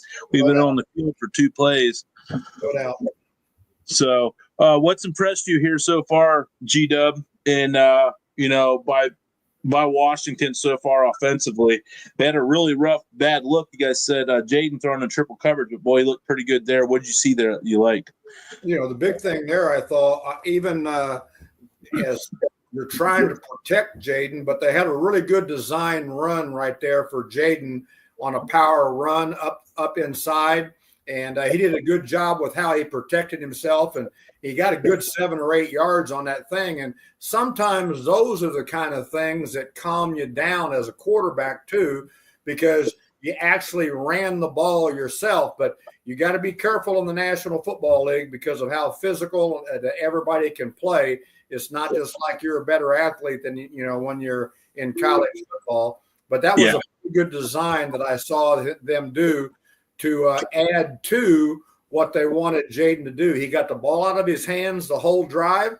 He made a really quick decision run right there on how they had a design run for him. And then they finished it strong down there. When it came time to knock him back, Yeah. Inside the 10-yard line, they knocked them back with the offensive line. It was a good series for the Commanders. And it's actually, and it's not like Philly's defensive line is bad. I mean, look what they get to practice against every week. They literally get to practice every week, all week, against the best offensive line. So, yeah, you kind of, as a Philly fan, you kind of be a little sad with how you kind of get manhandled in the red zone on the defensive line front because Philly had no push there on that defensive series. Agreed. And I'm a Vic Fangio fan too, as what he's done defensively. And he and I have been close throughout all the years on the different kinds of things that we do on defense. But right there, they played on their heels instead of on their toes. And I imagine Vic's over on the sideline ripping some ass. Yeah. Looks like Quinn's are ripping some ass too over there. He's not happy about something. That's a good coach right there, up 7-0. Don't let him. Stay on it. You have to. You cannot. There's no way that you can take one step off, one play off. In professional football, you cannot do that. So it looks like Philly's going to have to return this one. Yeah. Good. Automatic return. Decent. That kills me. All of a sudden, you see that, and the sideline side right there on the coverage unit by Washington, they angle kicked it and reduced the size of the field, but the front side of the coverage was soft, and they did not do a very good job on the front side. Yeah, because like the outside gunner is supposed to seal off that sideline so nobody can go up the sideline, correct? Yeah, now here's the deal. When you angle kick it into the sideline, that whole side is going full tilt. You'll bring the fallback players from the wide side of the field behind everybody. And there's no fallback players on the side of the kick. Yeah, that is true. If you're kicking that sideline, you should not be giving up that sideline. You cannot. And again, that's the kind of things that if you're going to dog trot, then I'm going to put you up in the stands. You can go fucking sell beer. Mm-hmm. I'm not going to mess with you. Yeah, hot dog. Go get Cracker Jacks. Yeah.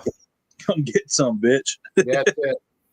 All right, 2nd and 10 here. I missed what happened. It was that incomplete pass, right? Yep. And so now you got to be ready. They're under center. Back is really deep. This is going to be a run, right? You think right there, well, here comes the tight end in there tight to start. He's checking it. Oh, he's got some space, coach. There we go. That's a very good job. Good call. It was a good read. It was a dual or a triple call into the helmet. And once they got what they wanted what they saw on defense, then Hurts checked right then and brought the tight end back in motion to the wing alignment, and they ran the crack toss sweep.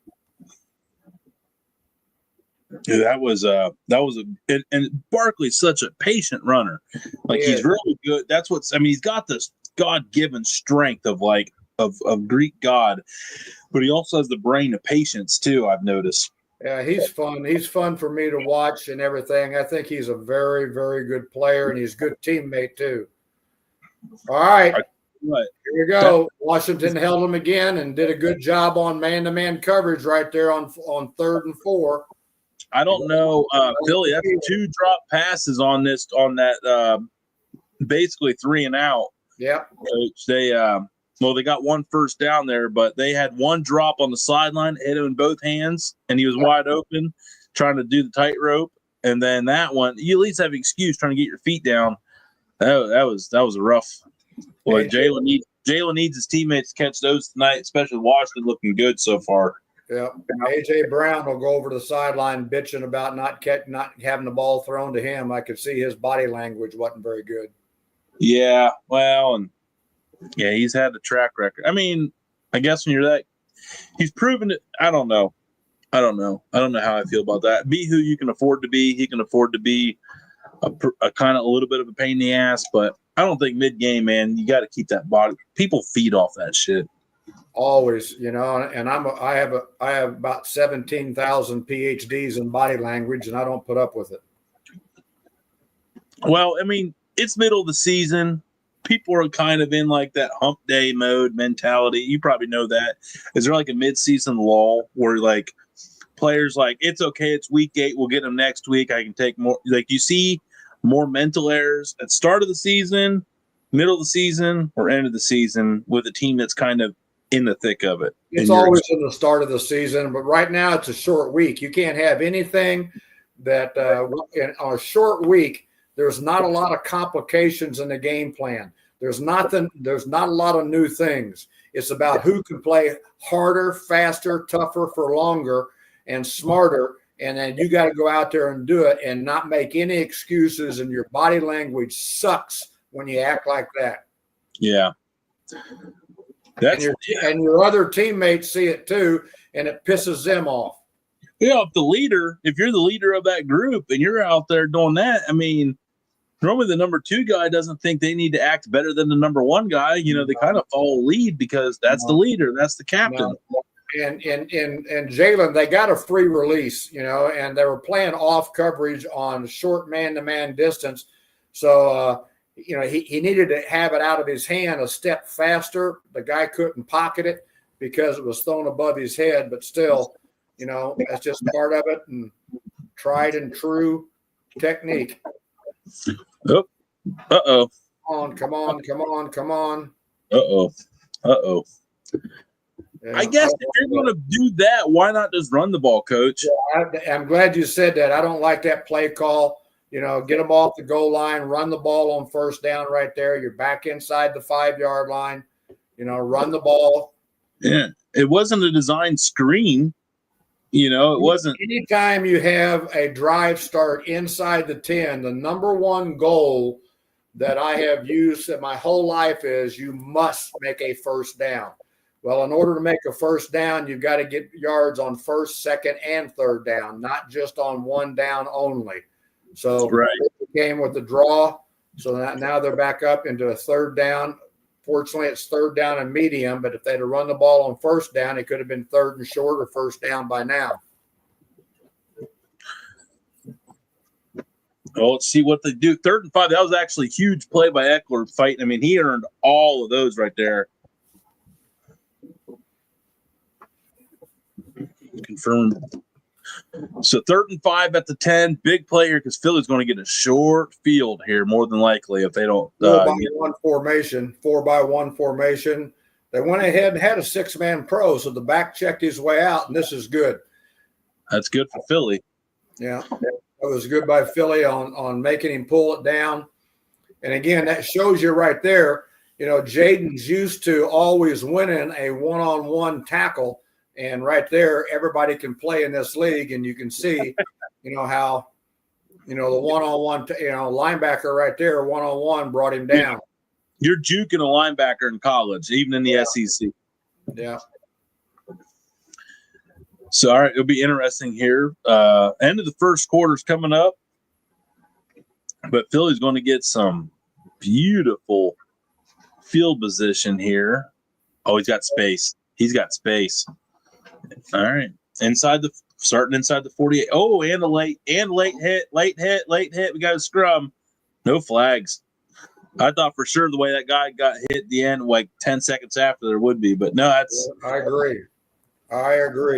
So first quarter is basically coming to a close here, Coach. So I guess we've talked back and forth here.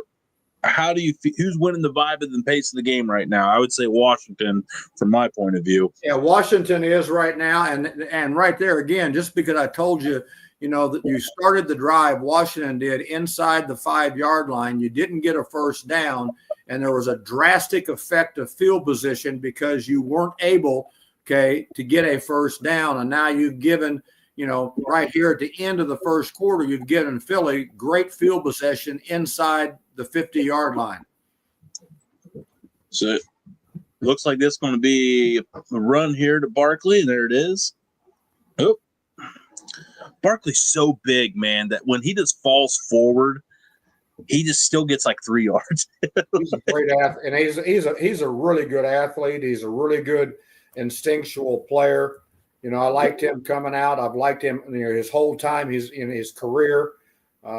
He came over to me when we were at the Jets, and he'd had a dominant game before he played against us, and we'd held him to like 46, 48 yards rushing, and he was over there, and it was his rookie year, and he was shocked that after the big game that he had, and he wanted to make sure he talked to me at walking off the field, and thought by asking me a couple of questions I was going to give him some information. And no, you're not on my team. I'm not giving you any information. You're already good enough, when you're not on my team. Yeah. Come sign with us, then we'll talk about it. But yeah, dude, you don't need any help, brother.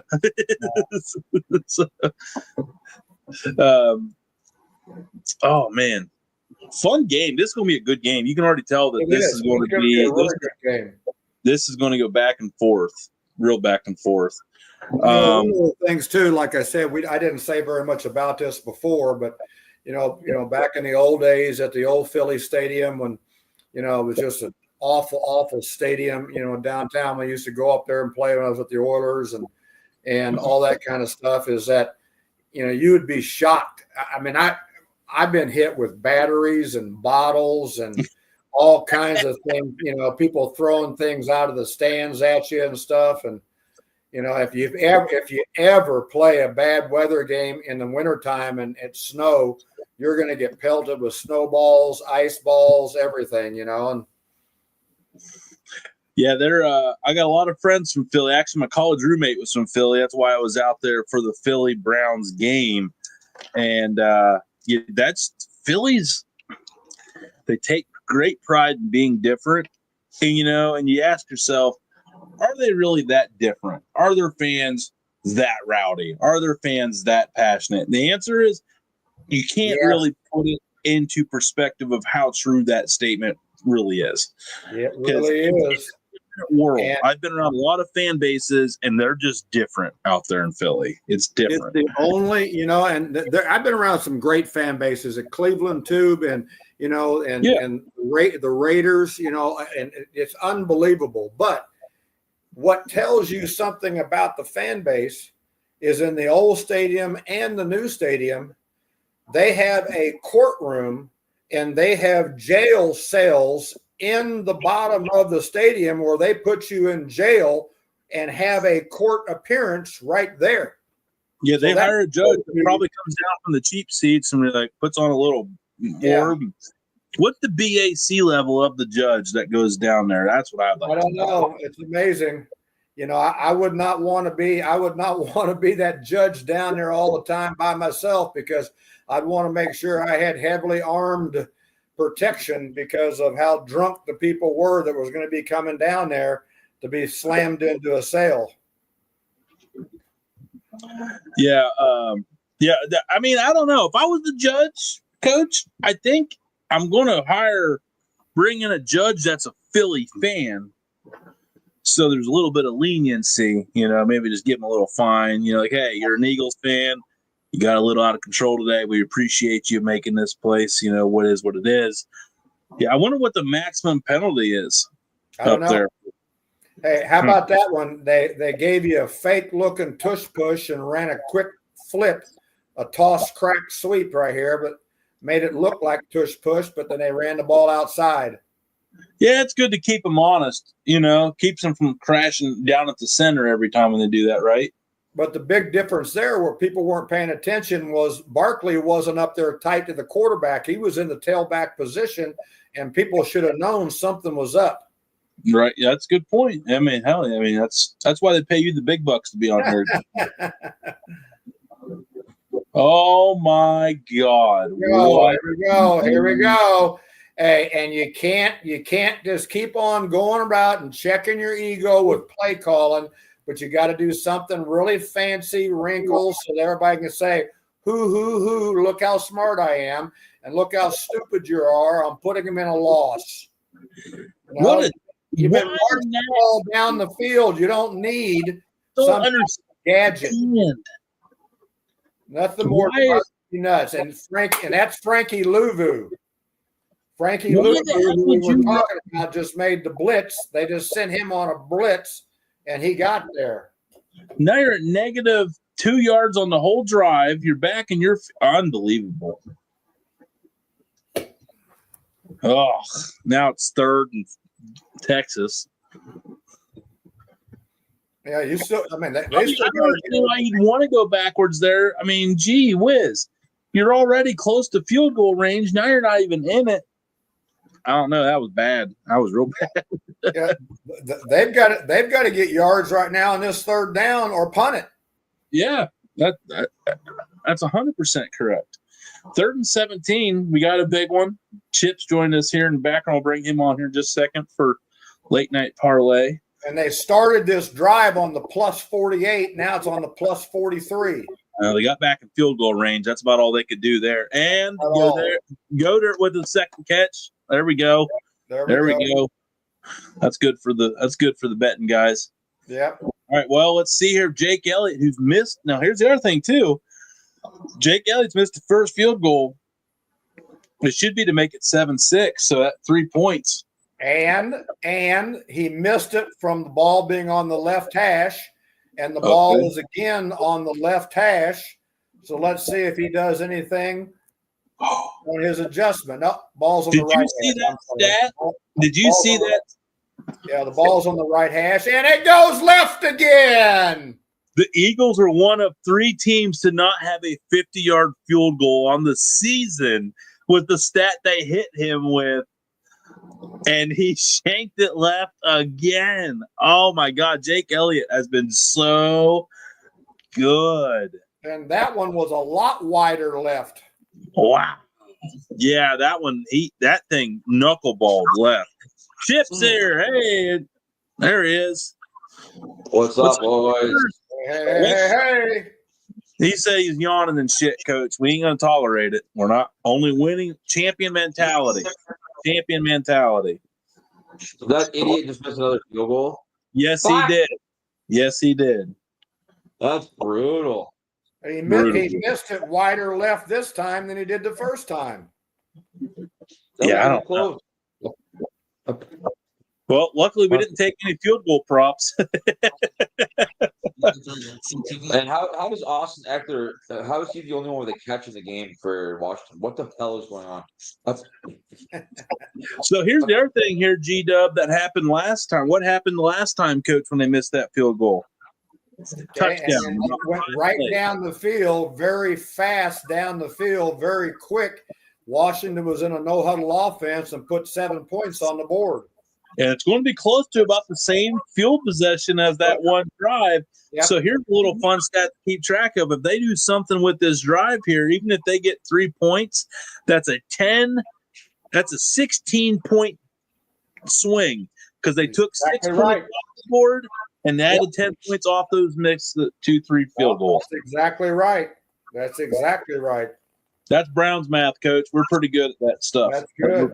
Yeah, we know how this game goes to make you lose.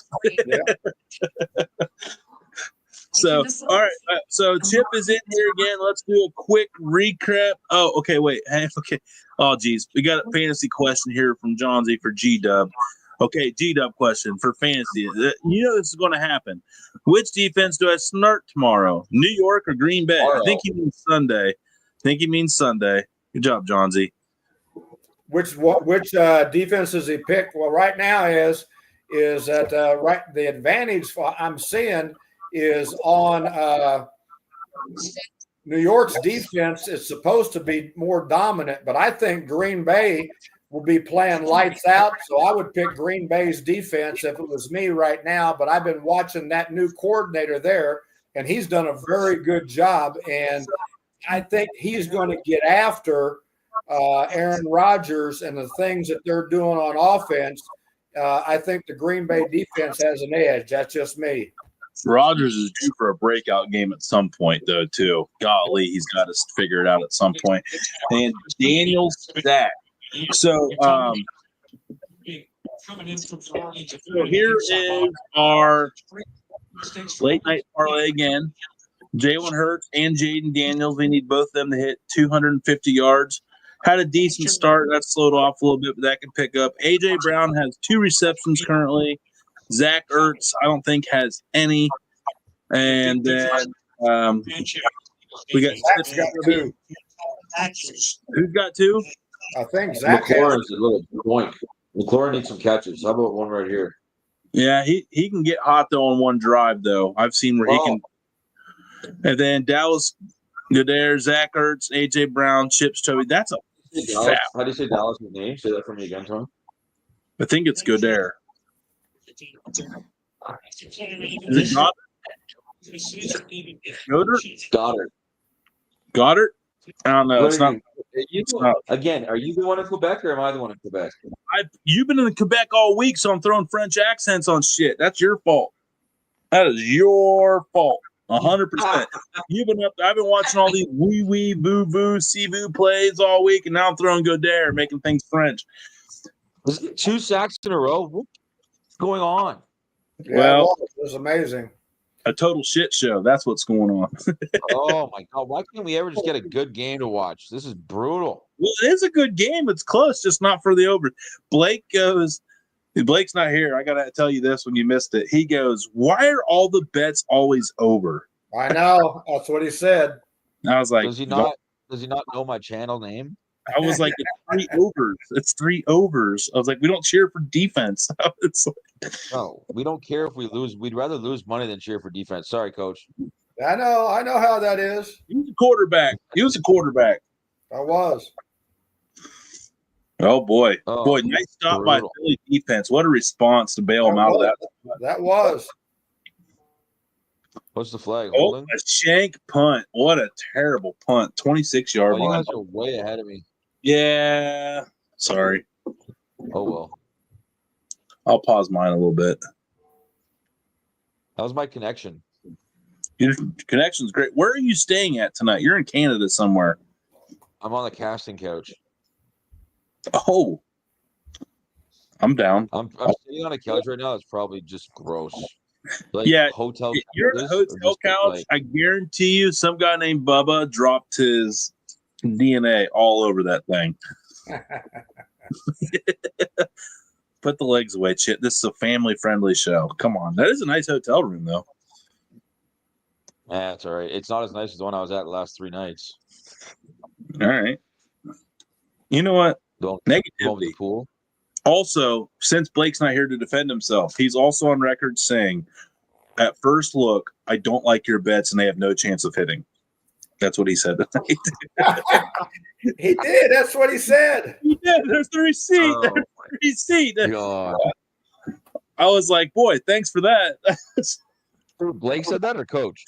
Blake, Blake. no faith, man. Like, our bet's got to hit because it's clippable. We're clipping it. I'm going to put it all over everything tomorrow. Everything. Anything you touch turns to gold. So you please do that. We're working on it. Did I hit 40K yet? About to find out. I think you did. Nope. Not yet. How close are you? I don't know, but I just had to my follower count maxed out at 100, so I got to be close. That video you did is at 200,000 Good though. job on that. Yeah, let's go. Thank you. Let's just not run Saquon Barkley. Let's just not throw to Yeah, let's. anyone. I mean, if we do, let's just throw it to Saquon. This is a pass. Play action pass. Nope. To who? RPO. See, I faked you out. That's wrong. It was Tucker. You're gonna hurt everyone's ears. Stop it. No. Oh, jeez.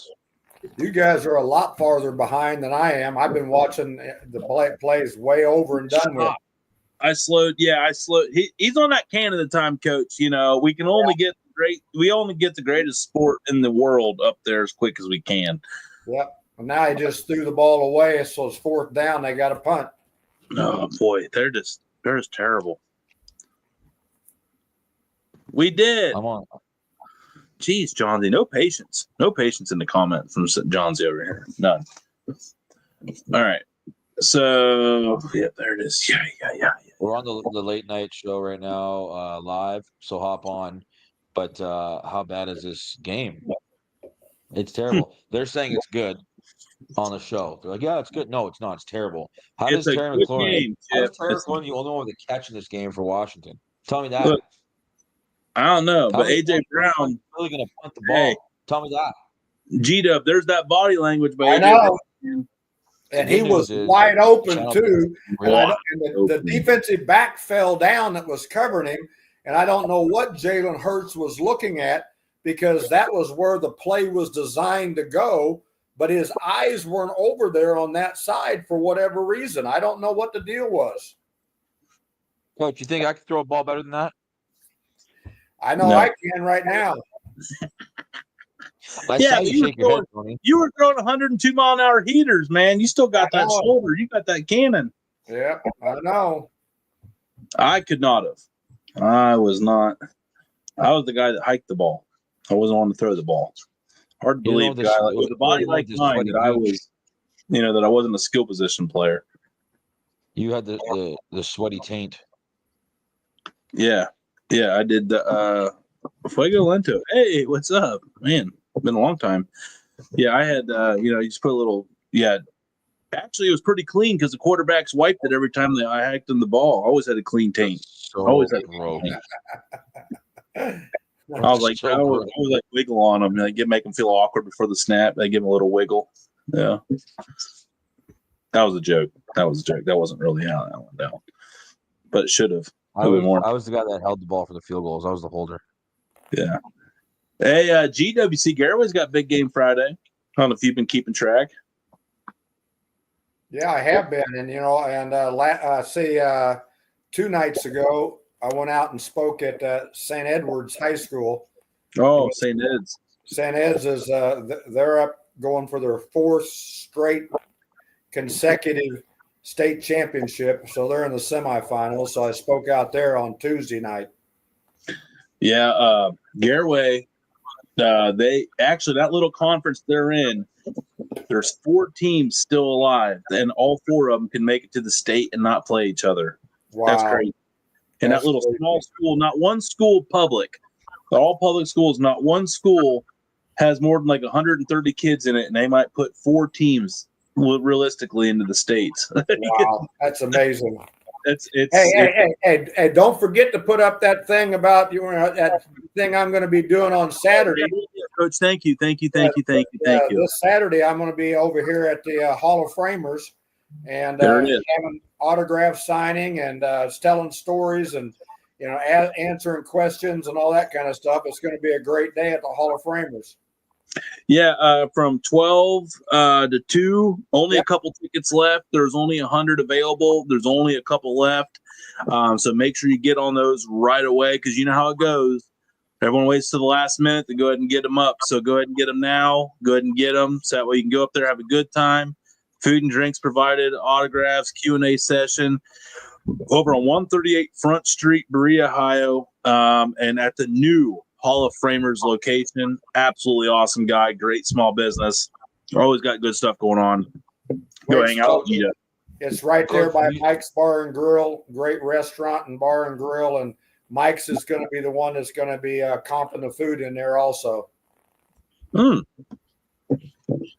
had you still have that. You still have that Cleveland pullover? Me? Yeah. Yeah, I've got Cleveland pullovers. Yep, I've got them. I want one. Yep, I'll see if I can get. I'll try to go find it. In fact, I've got to get a bunch of my stuff now shipped. Guess what, fellas? Today, this morning, I closed on selling my house in St. Louis, and now I'm moving to Cleveland. Hey, to the land. Let's go. Are you going to stay in Berea or are you going to stay, imagine Berea is where you're going to end up at, right? I don't know. We're going to be someplace around this area with the family and all that kind of stuff. But Tuscarawas County's welcome for you, Coach. You got the whole dude network down here to help you out, too. Make the whole dude network, and there's a lot of great places. I'm in love with everything up there about here, but I'm going to move up here and get my stuff moved up now that the house is all sold and the contracts are signed and all that kind of stuff. So I'm looking forward to it. Hell yeah. Congratulations, Coach. Best decision of your life. Look at you. Hey, Cleve. Hey, North, you know what's funny, though, is like you and Blake, you ended up in Cleveland. And it's not like you're like a rare thing. There's so many Cleveland athletes that love their time here and started their family here. So it's like, you know what? I'm just going to stay in Cleveland. Yep, that's no doubt. I've lived and worked in 9 different NFL cities across the country, and I fell in love with this city. And there's no doubt in my mind that I wanted to make this home, and I'm going to make this home no matter where else I work the rest of my time in the NFL and doing all the other things I do. But I'm going to make this home. It's a good place, man. It really is. It's very safe, very friendly. I mean, you've been up long enough by now. What about Cleveland in comparison to other cities do you like? I really have enjoyed every stop along the way. I really love the fact, when I moved back to St. Louis, because I'm from that state, I didn't like the fact I didn't want to live in Los Angeles. When we moved out to LA, they were trying to get me to stay there, and I still had a contract there, and they were telling me that, that they weren't going to let me out of my contract. So I told them that I was going to have a press conference. They said, okay, you can go ahead and go now. Because they know that I was going to be brutal in a press conference. And, but I love lived in the French Quarter at the New Orleans Saints. I grew up in the country on a farm. So now I'm down in the French Quarter at the Saints in New Orleans, and loved living on Jacksonville Beach, and loved living in Leesburg, Virginia when I was with the Redskins and Commanders. And, and every place I've been, there's been something that I've liked about it, but I fell in love with the people here in the state of Ohio and the city of Cleveland. The people here are a lot like the personality that I think I am. And I just thought it was a very good thing. And I think it's a good tax-friendly area. It's a good lot of different things about finances and everything in this area. So this is where I'm going to be. We can get family meals for under $10, Shout out. Well, it's the Midwest vibe, man. Like Ohio's not too much different. When I was out in Kansas City, where you're, right outside of where you're from, and it's basically the same thing. Very, very, very, very similar. Yeah, trained. Everybody's nice. Everybody's willing to help you. St. Louis is a little bit more city-like, and it's not as much like me. Kansas City's more country-like on that side of the state of Missouri, and it's very, very similar to what it is here in Cleveland. It is. Yeah, it's beautiful out there. We got second down here. There's your buddy Cliff Kingsbury down there. Washington is now back on Philadelphia's side, where they have been a lot in this first half.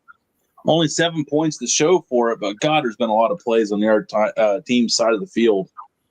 He needs to get a first down. If you're going to get him in the field goal range, you got to get him first down. And he was wide open. Wide open.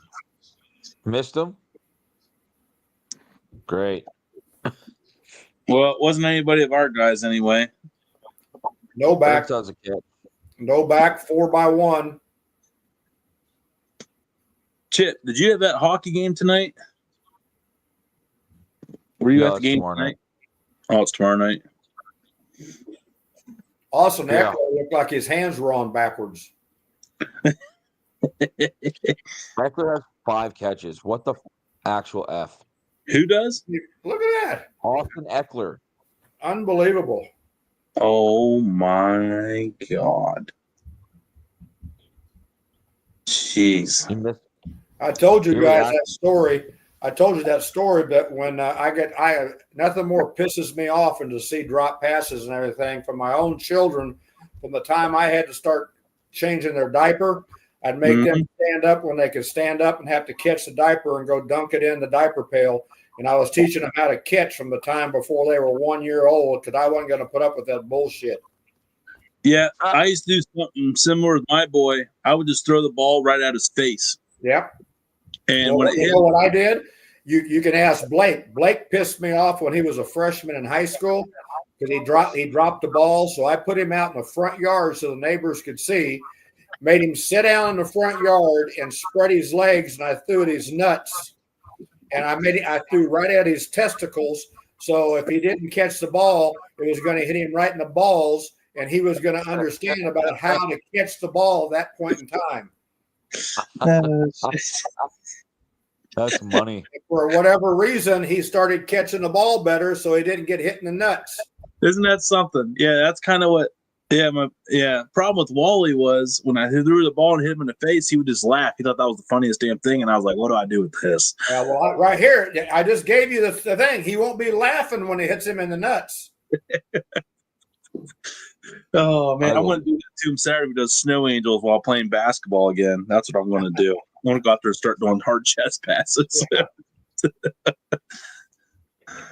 Oh man, so God, we need some love here, Chip, on our bets though. Oh, we need like one of them big drives where it's just all passing. It's just all passing. Do you guys see that commercial right there? Do you guys see that commercial with JJ?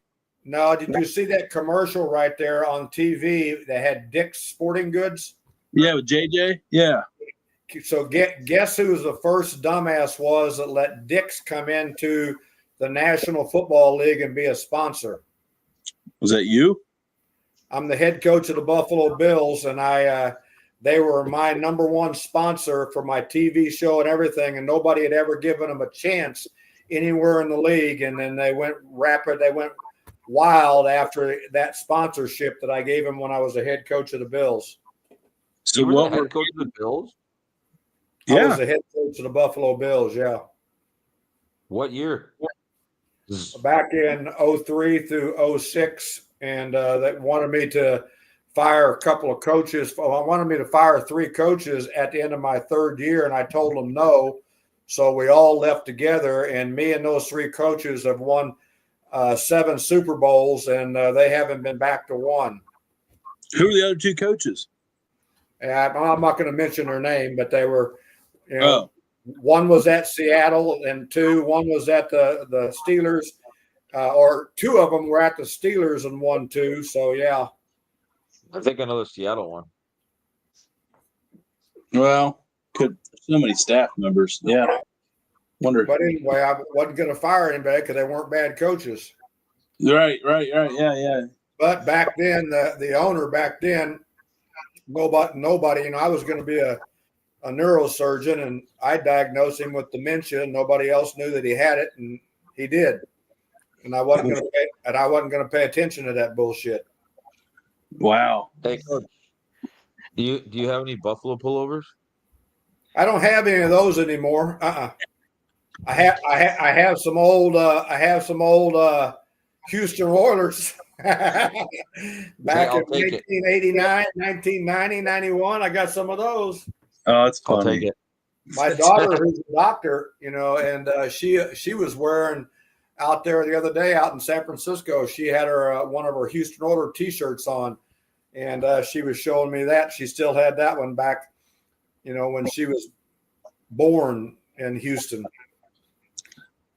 Is that from the year that Buddy Ryan punched the defensive coordinator in the mouth while you were trying to run special teams? That was 1993 when that was at, and I'm on TV, right in front of the whole shot. They're right behind me, and I got my hands on my knees on a 4th down. I'm the special teams coordinator and the defensive back coach, and they're in a fight right behind me on the sideline. I didn't even know about it until I was on the way home listening to it on the radio. NFL in the 90s, man. I miss it. It's good times. Good times. Think a little different. Brown catch. We were playing the Jets, and we beat the New York Jets that day, but it was a tough game. Yeah, well, that would have been – I'm trying to think. Was that the EJ – at Buffalo, was that the EJ Manuel draft days when you guys drafted EJ Manuel out of Florida State? Way before that, yeah. I was back with Drew Bledsoe and Rob Johnson as a quarterback, Alex Van Pelt as a quarterbacks, and Alex Van Pelt. Wow, name now drop. He's the offensive coordinator at New England now. Yeah, he was the quarterback coach for Baker up at Cleveland, wasn't he? With you guys? Yep. Yeah, he was after I left. Okay, yeah, he came in with Stefanski. That's it. Right. He came with Stefanski. Right. Barkley's starting to chew away. He's starting to wear. That's the thing about Barkley, coaches. Once he gets them big old, starts getting them chunks put together, they start coming together pretty easily for him. Yeah. Oh, another first down for Barkley. Did you see? Did In the pregame show they were showing in the stands where somebody did a patent and is selling T-shirts. Barkley doing the behind, reverse jump over the guy, and people were wearing those T-shirts up in the stands. Surely not in Philly. There, street vendors printing out some bootleg shirts. Oh yeah. I swear to God, first time I went to Philly, this was after Terrell Owens left Philly to go play at Dallas, which was a big deal in Philly. And I remember I went to a Phillies game and I met a street vendor, and it was like the bumper sticker of the guy pissing on something. And it had a shirt that says Dallas sucks and T.O. swallows. And it was a guy pissing on number 81, his number. And I remember it was $10. The guy was like, $10. I was like, okay. I wore that shirt for as long as I could. Yeah, Philly's known for the creative shirt game for sure. Chip, I don't have that one. Sorry, I can't send you that. I don't know where it's at. So you have to. No, I only want the pullovers. And back when I was at the Redskins, now the Commanders, we playing them in the same division. The greatest, and I've got over 50 guys in the Hall of Fame now and all that kind of stuff. But the greatest player I ever coached was Sean Taylor at the Redskins. But when Sean was a rookie and Terrell Owens was playing at Philadelphia, Sean was going after Terrell on every single play and trying to make Terrell bow, and he did. He made Terrell check himself out of the game because he thought Taylor was going to mess him up, and it was crazy. He was after him. Sean Taylor, I mean, there's one guy we haven't talked about on here. Where does he rank defensively if he doesn't have that tragedy happen, you think? To me, right now, like I said, I've got close to 50 guys in the Hall of Fame already. Out of the 2,500 NFL athletes I've coached, Sean Taylor's the best player I've ever coached. It's not even close. Not even close. I'm talking about from intelligence, from instincts, from physical skills, from mental skills, from intimidation, everything about it. What a great, phenomenal player and a great person too. And he was like another son of my own son, because he used to hang out with my own sons and tell them all the time. He said, I can't imagine what your dad's like when he comes home at night and he's chewing your all's ass out, because he rips my ass every single day in every meeting and every practice. Well, and that's when you bring in he used to throw balls at my boy's testicles out in the front yard. I threw him at his too. I did the same thing for him one time. I put him on the ground and did the same thing. Oh, that's funny. Well, Philly's got something cooking here in the 2-minute drill. They do. Hair Hurts is getting some yardage here for us, Chip. Who just caught that ball? Not anybody. We need Devontae Smith. Oh, Devonta Smith. We'll take the yards, though. Yep. Flag.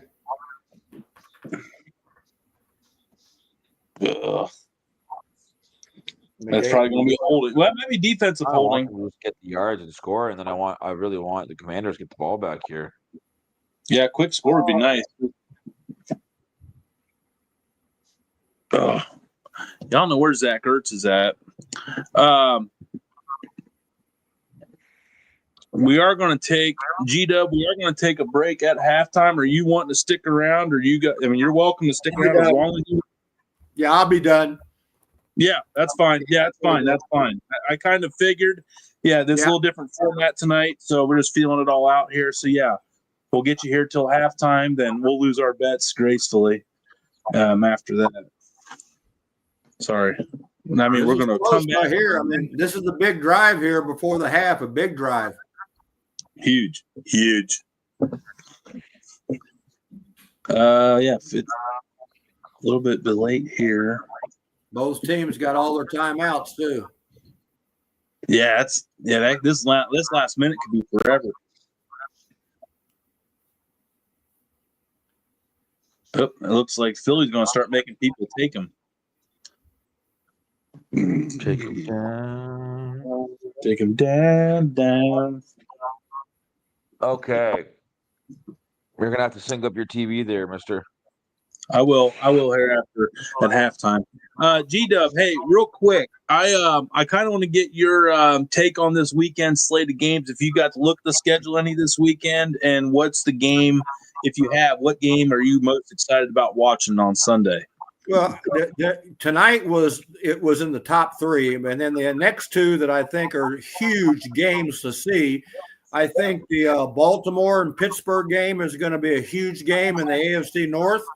And then I think the big thing in the AFC, here goes Kansas City at Buffalo. That would be the AFC Championship preview right there. No doubt. I think, and this was a top three game right here that we're watching in the NFC East. Yeah, we've gotten really lucky with no crappy Thursday night football games so far. Now, Black Friday, and I don't mean any offense to your buddy Antonio Pierre over there, but that Chiefs Raiders game on Black Friday, Raiders either going to pull off a massive upset or it's going to be a bloodbath. I don't think there's really any in between there on that one. It's going to be a dogfight. It's going to be interesting to see. Yeah, I totally see Las Vegas. They got nothing to lose in that game. They're going to bring all the things out. They have to. Yeah, they're not. Are they still technically in it? How many wins does Vegas have? 2 or 3? 2. Yeah, you can still – the AFC, though, that's the thing. You could win 3 in a row right now and be right back in the mix of things. And the thing about it, they fired 4 coaches, and all of a sudden that just drove me bananas on doing something like that, and brought in Norv Turner. And Norv and I are very close. His son Scott's now going to be the offensive coordinator. So Norv Turner's going in to be a senior offensive assistant. But they better get good, much better quarterback play, and the defense has not played as well this year as they did any time last year. Yeah, North Turner actually with Phillip Rivers, they orchestrated some pretty high-powered offenses together out in San Diego. Norv and I go all the way back to when they drafted Troy Aikman. So he was on the Dallas Cowboys staff, coaching Troy Aikman when I was on the Houston Oilers staff, and that's when we first met back in those days. And we practiced against each other every year at training camp, and then played against each other every year in the preseason, and then sometimes in the regular season. Well, it's cool, man. Your coaching tree and the people you've met. It's funny that we can just bring these names up, and you're like, oh yeah, like coach of that guy here, there. Yep. Sometimes I always just kind of forget just. The great coaches that you've got to learn from and coach from along the way. I mean, it's been. How about this today? Did you see out there today where John Gruden signed that contract with Valley Sports? Barstool. He did? Yeah, Barstool, yeah. And yeah. So, anyway, but I texted him today and was giving him all kinds of static because I invented a blitz that I played against him back when I was at the Redskins, and the first game of the year was when he was at Tampa and I was at the Redskins, and the very first play of the game, I double blitzed the corners from both sides and called it Chucky. That was a nickname for him, and I still have that Chucky blitz all the time. And I sent him a text today and said, how about I come on your new TV show and I talk about the Chucky blitz when I kicked your ass with it. What did the old Youngstown boy have to say? And he said, absolutely, you need to come on and we need to tell stories back in those days. Absolutely. Oh, you got so many stories at this point, man. You got so many. Because you were in that era, like pre-social media, start of social media, and post-social media. So you got all the stuff there that you you actually still have secrets. Oh, there he is. He's got all my pictures right there on there. You're pulling them all up. That's right. I love it. I think There's it's so nine. damn cool. Hey, there's 9 different organizations there, so all the different places. I got what do I got here? Hold on, don't tell me. Well, the Jets, hell, Browns, Rams, Titans, Saints, Bills, Titans. 1, 2. That's 1, 2. That's not 9. Washington. it's going to be here. It is. It's Houston and Tennessee. It's the same team, and then it goes Buffalo, Washington, Jacksonville, New Orleans, St. Louis, Los Angeles, Cleveland, and New York Jets, and that's 10 different cities, but really only 9 different organizations. It's unreal. Was it a mess when St. Louis moved to LA? What was that like? It was tough. It was hard because, and they made all those decisions within 3 months, and it was hard. That was the late owner's wife that made that move back out to LA, right? No, it was Stan Kroenke. Stan Kroenke. Okay. Yeah, there was actually. Oh, the first time they went to LA was because of it was backstory there with Cleveland ties. It was the Cleveland Rams when they won the World Championship. Went to St. Louis, went to LA first, and then that owner's wife was from St. Louis. Right. So when he passed in LA, she brought the team back to St. Louis, and then after she passed, they moved the team. The new owner sat out there for a few years and moved back to LA. That was it. Yep. So Blake's back. Here's Blake just got back. Yeah, I was saying we may need you guys may need to make a wish for 6 quarters. I know. hey, well, that's bullshit. Yeah, you don't come back. You don't talking about you. Listen, you go back up there and do your Harry Potter shit. We ain't got time for that shenanigans. I will say though, I caught what you're talking about there on the old Rams ownership, and Georgia Frontier was actually she was the historical, not like it was a historical story, but she was like the historical precedent, basically like the what do you call it, the muse or so to say behind Pretty Woman. Yep. So Pretty Woman, the movie Pretty Woman, and Julia Roberts' character was based off of, or the story was inspired by Georgia Frontier's story. Okay. We got the whole escort owner, life. Pretty Woman's a great movie.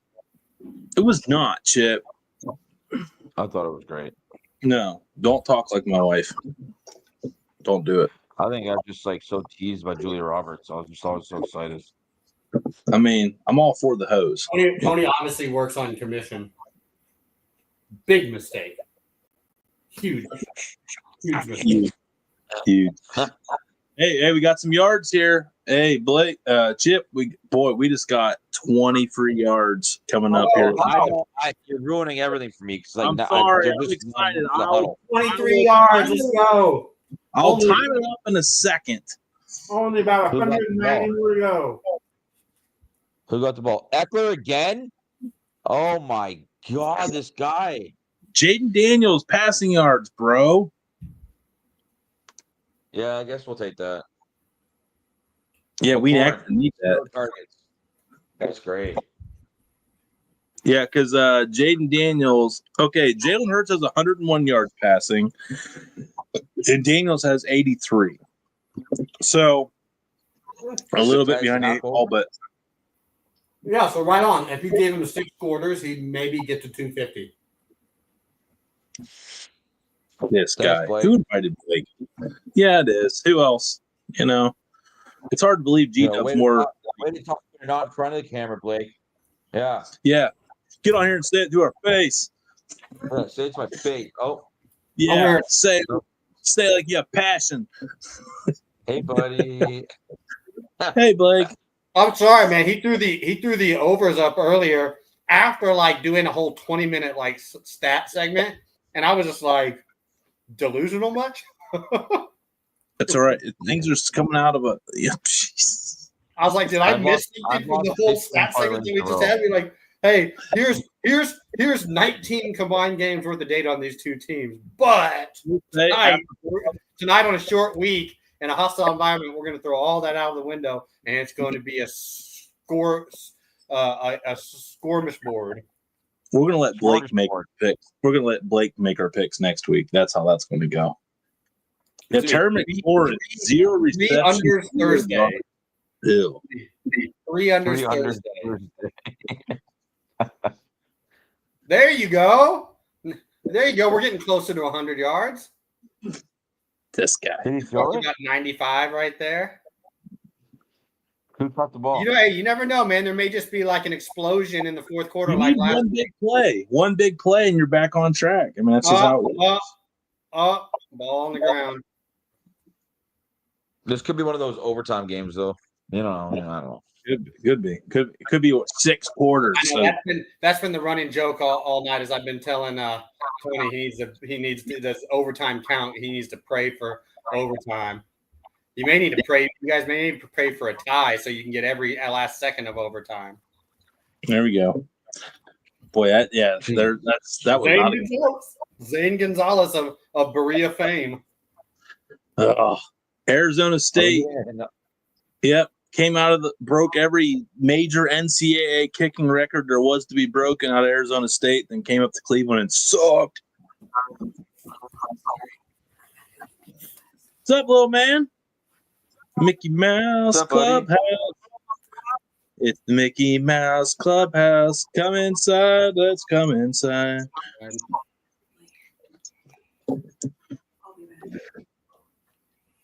All right, so what are they saying? Incomplete or complete? What are we doing here? 3rd and 10. Yep, incomplete. Who do you think is going to win, Tristan? You're usually good at this. No, look, Tony's not going to win. He pointed. He pointed.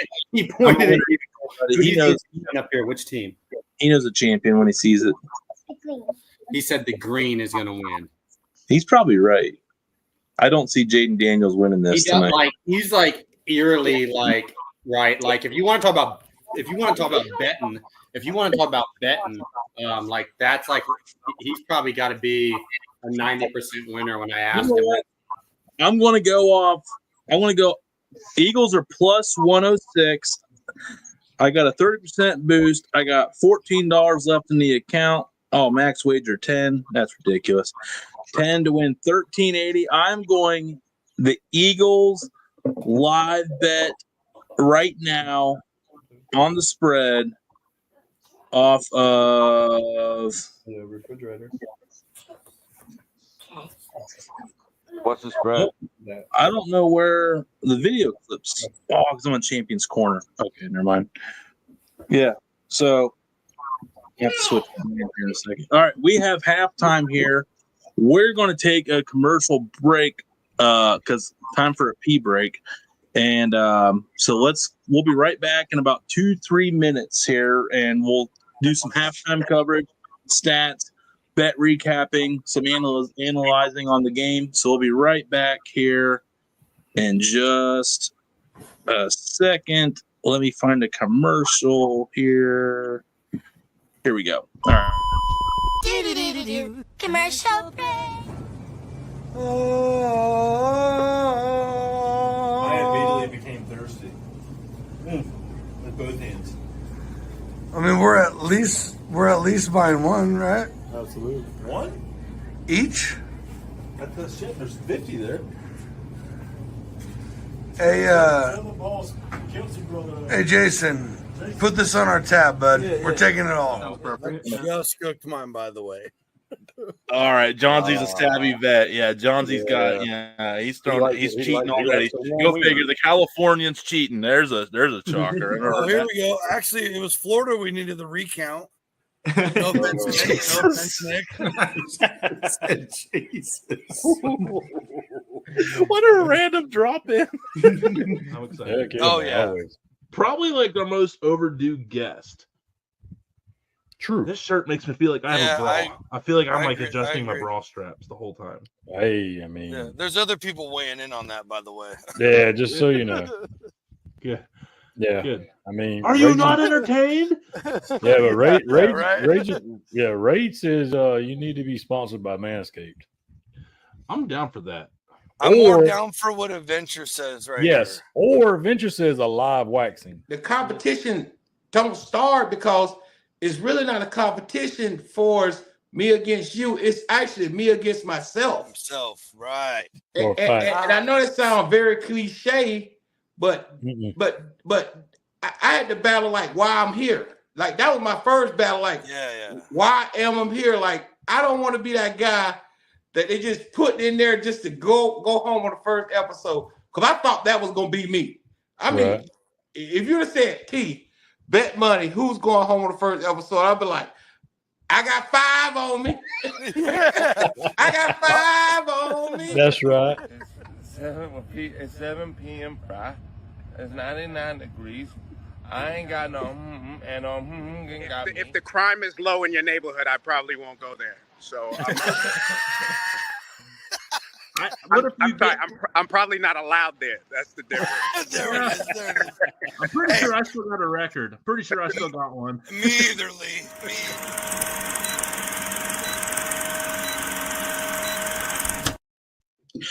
And I can say that I still do have a record. I can confirm that. So you have what? A record. It's not good. Oh. Wow. Chip, wake up. It is, hey, because guess what? Guess what? Guess what? What? 40K. Oh, right now with my homie. We hit 40K on Instagram. Chip's been keeping an eye on that all day. I'm hoping that we wake him up from his sleepy slumber over there. Where are we at on the views on them last two, by the way? Where are we at?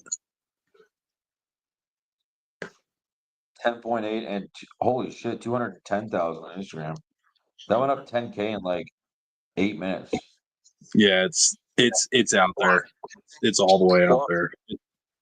And the Parkway is $10. You guys know the drill. I'm gonna buy enough ingredients to feed my whole family for just this much. Let's go. Yep. I was I'll put it on speaker. I mean, yeah. Dude, I'm so blessed to have that series in my life. So blessed. How's it doing on checking, hold on, checking. Oh, what the fuck? Checking What's going on, guys? TikTok. Yeah, TikTok. 102,000. That's another 500 followers on TikTok today alone. Hate to hear it. 200K on that video. Cindy's. Holy smokes, man! Just it's wild.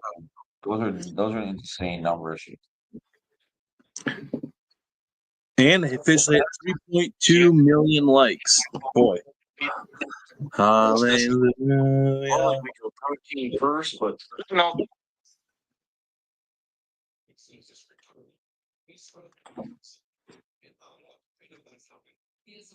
I've got to grab beer. Sorry.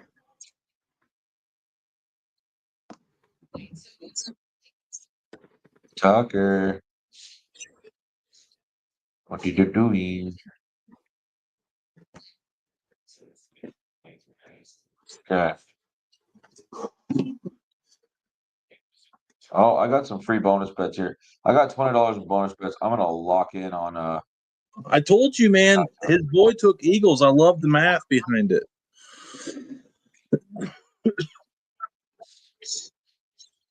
I don't know. I had a 30% live bet boost, so I got Eagles money line at home down 4 plus 136, and I was able to do up to $10 on it. So it's like 10 to win 13. That was solid. By the way, Chip, I was in Pennsylvania. I did not play any table games. I mean slots. I did not play any slots, but I did play the table games. I only played blackjack, but I won like $15. So, hell yeah! You won $15 on $2 blackjack. Yep. I only had like $10 left in my account, and I was like, oh, I'll play 5 hands. And I got it up to like $25, and I was like, I'm going to cash out. That's a good session. Honestly, that's for you. That's peanuts. That doesn't get you a chicken leg in Canada.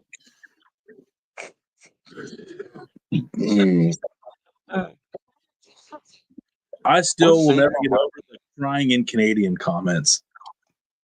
Yeah, those are good. You know what I started telling those people? Pimps don't cry. Pimps in the crib, Mom. Drop it like it's hot. Pop it like it's a ball. What? What? So what's Saquon Barkley at right now? Total yards. I got the stats pulled up over here, so let me. Yeah, by the way, let's go over that. All right, so Jaden Daniels, 83 yards. Jalen Hurts, 101. Saquon Barkley, 15 carries, 56 yards. Yeah. Let me get a touchdown score in here. Yeah, it's tough right now, man. We need some offense. 7-3. You know what? You know what? Let's look at the live over-under on this. Because I have a feeling it's going to be low. I'm going to say like 28, 24 and a half. No. No, 27 oh my goodness. and a half. I'm going to go alternative spread. I'll alternative spread you. Oh, you will. I bet you will. That was gross. That was a little aggressive. Popular. Yeah, I made a free bet at halftime here. $20 free bet. Dallas Goedert, 3.5 catches. Zach Ertz, 2.5 catches. Jaden Daniels, 1 passing touchdown. Austin Eckler, 92.5 rushing receiving. Saquon to score a touchdown. That's it. Yeah, actually, Saquon's now plus 165 to score a touchdown now that it's halftime. That's beautiful. Yeah, I got $4.62 left here on this account. Let's go ahead and let's do a little 3-teamer. Let's say player passing yards. They're so far down now. I'm going to go over on both of them. I want to double down. So I know it's probably a stupid double down, but whatever. I got Jalen Hurts new live over 223.5, and then Jaden Daniels only 185.5 is his live over on passing yards. So that's the bet. Another one just for shits and gigs. It's Saquon Barkley anytime touchdown score. Hang on, we got a background noise coming from you here, Chippers. I mean, mess. I'm so sorry. I'm so sorry. Hold on 1 second. Okay. Okay. Now we're good. Nope, still a little delayed echo there. That's all right. Fuck it. All right, so Saquon Barkley, touchdown. Jaden Daniels over 185.5. Jalen Hurts over 223.3. $4 to win 27. That's good. That's real good. I like it. All right, I got 62 cents left. You're in it too. What do you got? Hang on. What do you have there? And let's put it on the big screen. While you wake up, tired of your shit. Hit your screen's about to go dead. I'm working like 10 hours a day using my brain. There's 24 hours in a day. There's 24 hours in a day. You're not even working half of it. I don't hear it. You're such a good dad. Wake up, wake up, wake up. It's the first of the month.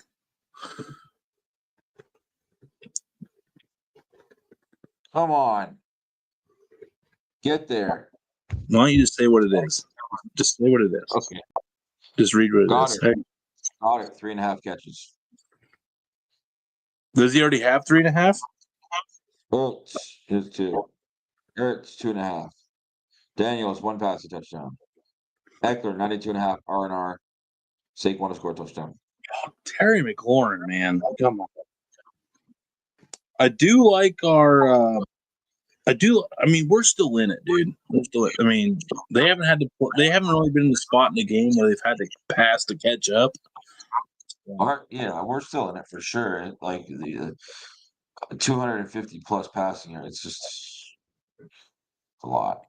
It's a lot. Well, We had 225, and I'm not going to say who suggested 250 to get some juice. So it was quote unquote worth enough money to make it worth your while, end quote. But somebody else did want to go 225 on the yards. Just saying. I think you're talking about me.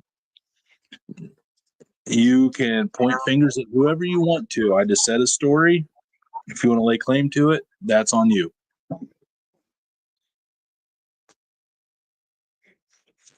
I'm pointing my finger. I'm so tired I can't even talk. I'm pointing my fingers at you.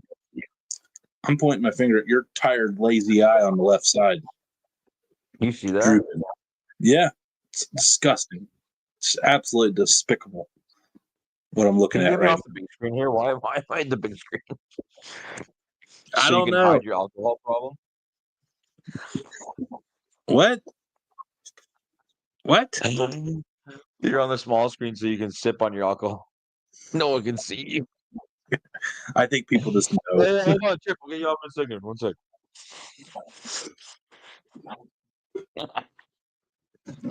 Cheers. Hey, by the way, real quick, how clean are these new shirts? I want to show you something on this shirt. As a second half interest. So we have the Dude Network Kansas City shirt and hoodies. But you want to know what the cool thing? Look at the tag on the shirt. Dude approved tags. Let's go. What? Yeah, they're like, hey, do you want to add that to the logo? On like add your logo to the tag? And I'm like, yes, I do. I'm like, that makes it look way more legit, dude. What kind of Shout shirts out are to they? Cotton? design, Or are they, helping us out there. Yeah, that was cool. Those are nice shirts. Are they cotton shirts or are they like dry fit? They are cotton, but a nice one. I didn't go for the cheapest one. I went like middle of the road. So I always, I always try to keep my shirts. I mark up my shirts up like a couple bucks, just barely anything. And I really just, so I get nicer shirts since I'm not marking my shirts up much. I upgrade the quality because I want people to get them and like want them. Where they tell their people like, man, I actually bought one of the TDN shirts and they're actually super nice.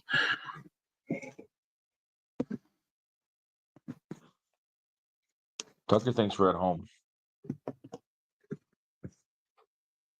Okay, so now Robinson's gonna getting be the involved most, when I like- take Eckler. That's nice. He's going to have like, he's going to be the most cultured dog of all time when this is over. Here he is. He might speak better French than you. Tucker speaks better French than you. Look at him. What happened on? Hey, Tucker. What's up, bud? What are you doing over there? Tucker, don't be a. He's such a good boy. He is. I love that dog. I like him better than my wiener dog. Okay, so we need to time up our TVs here, so we're on the same page. So when I see the clock running again, I'm at 13, 35, 34, 33, 32, 31. What are you counting for? To get on the same page. I'm trying to sync up our TVs. Oh, I'm gonna sinkle you up. Tucker, it's okay. Okay, so when the doors close, they're big, heavy doors. So he thinks someone's knocking on the door when the other motel doors close. I can't even hear him. Oh boy, they're calling a penalty right now. Pass interference. Yeah, I'm at 13:27. Hey, All right. please stop. I'm going to stop. Let me know. They're doing replays and stuff right now. I'm going to stop it right before they go to snap the next play. Then you tell me when they're getting ready to. Same thing. We're getting ready to do the next play. Okay, you stop it when you go to the next. All right. The same thing. 13:27. Jaden Daniels is lined up to get ready to. Let me know when he's getting ready to run a play. Sorry. Wake up. The show's over. It's like we're an hour in. I survived. Yeah, they're getting ready. It's at 12 seconds, 11, 10, 9, Oh, you went And they're typical. running the ball again. They're Yep. running the Now ball you're again. at me. Standard Chip. Now he gets to be first. So now Robinson's the only guy getting the ball. That's nice. It's on first down at midfield. Let's just your Blake rubbed off on you, and I don't like it. Dude, I haven't won a parlay in 15 days. After you won like 5 in a row, so let's chill. Oh, big play here for was that a throw? I don't know. You're Holy ahead of me smokes. now. So Oh, yeah, that it was Eckler. Eckler again. But hey, we're getting some yardage. That was Eckler for my boy Eckler. How many yards was that? How many yardages was that? About 15 to 18, if I had to guess.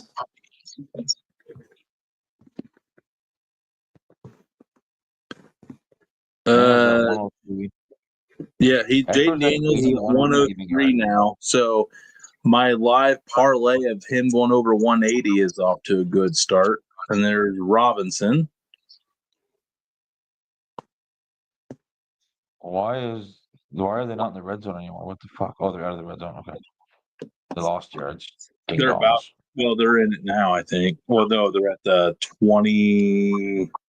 They're literally at the 20-yard line. So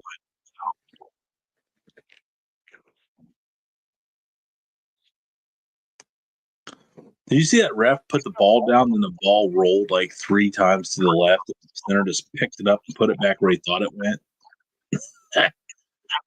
What are they doing? Oh my God. Hey, now he might have to throw. Oh my goodness. So how's your channel bet looking today, Chip?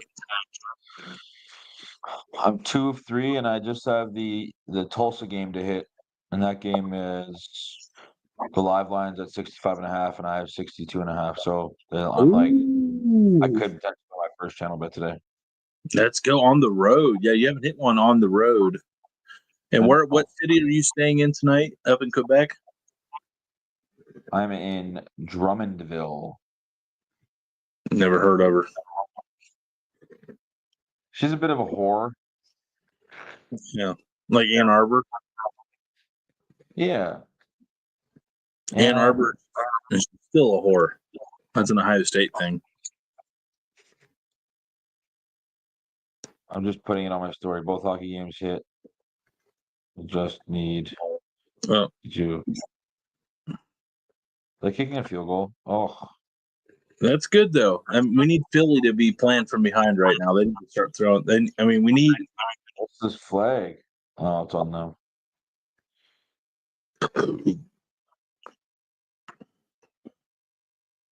Ooh. Re-kick it, they said. Oh, no.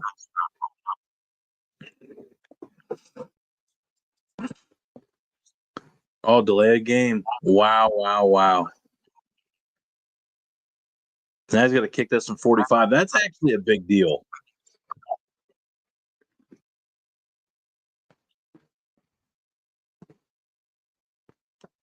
Oh, my goodness. 45-yard field goal. Nailed it.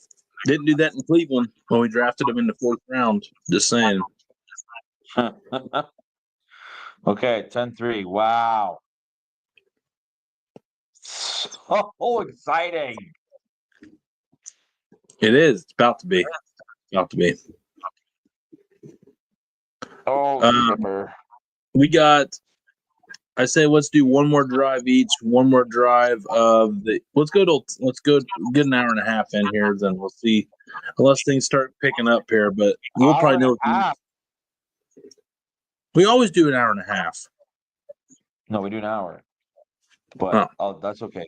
I should be fine. Let me call my manager and ask if that's okay. Okay.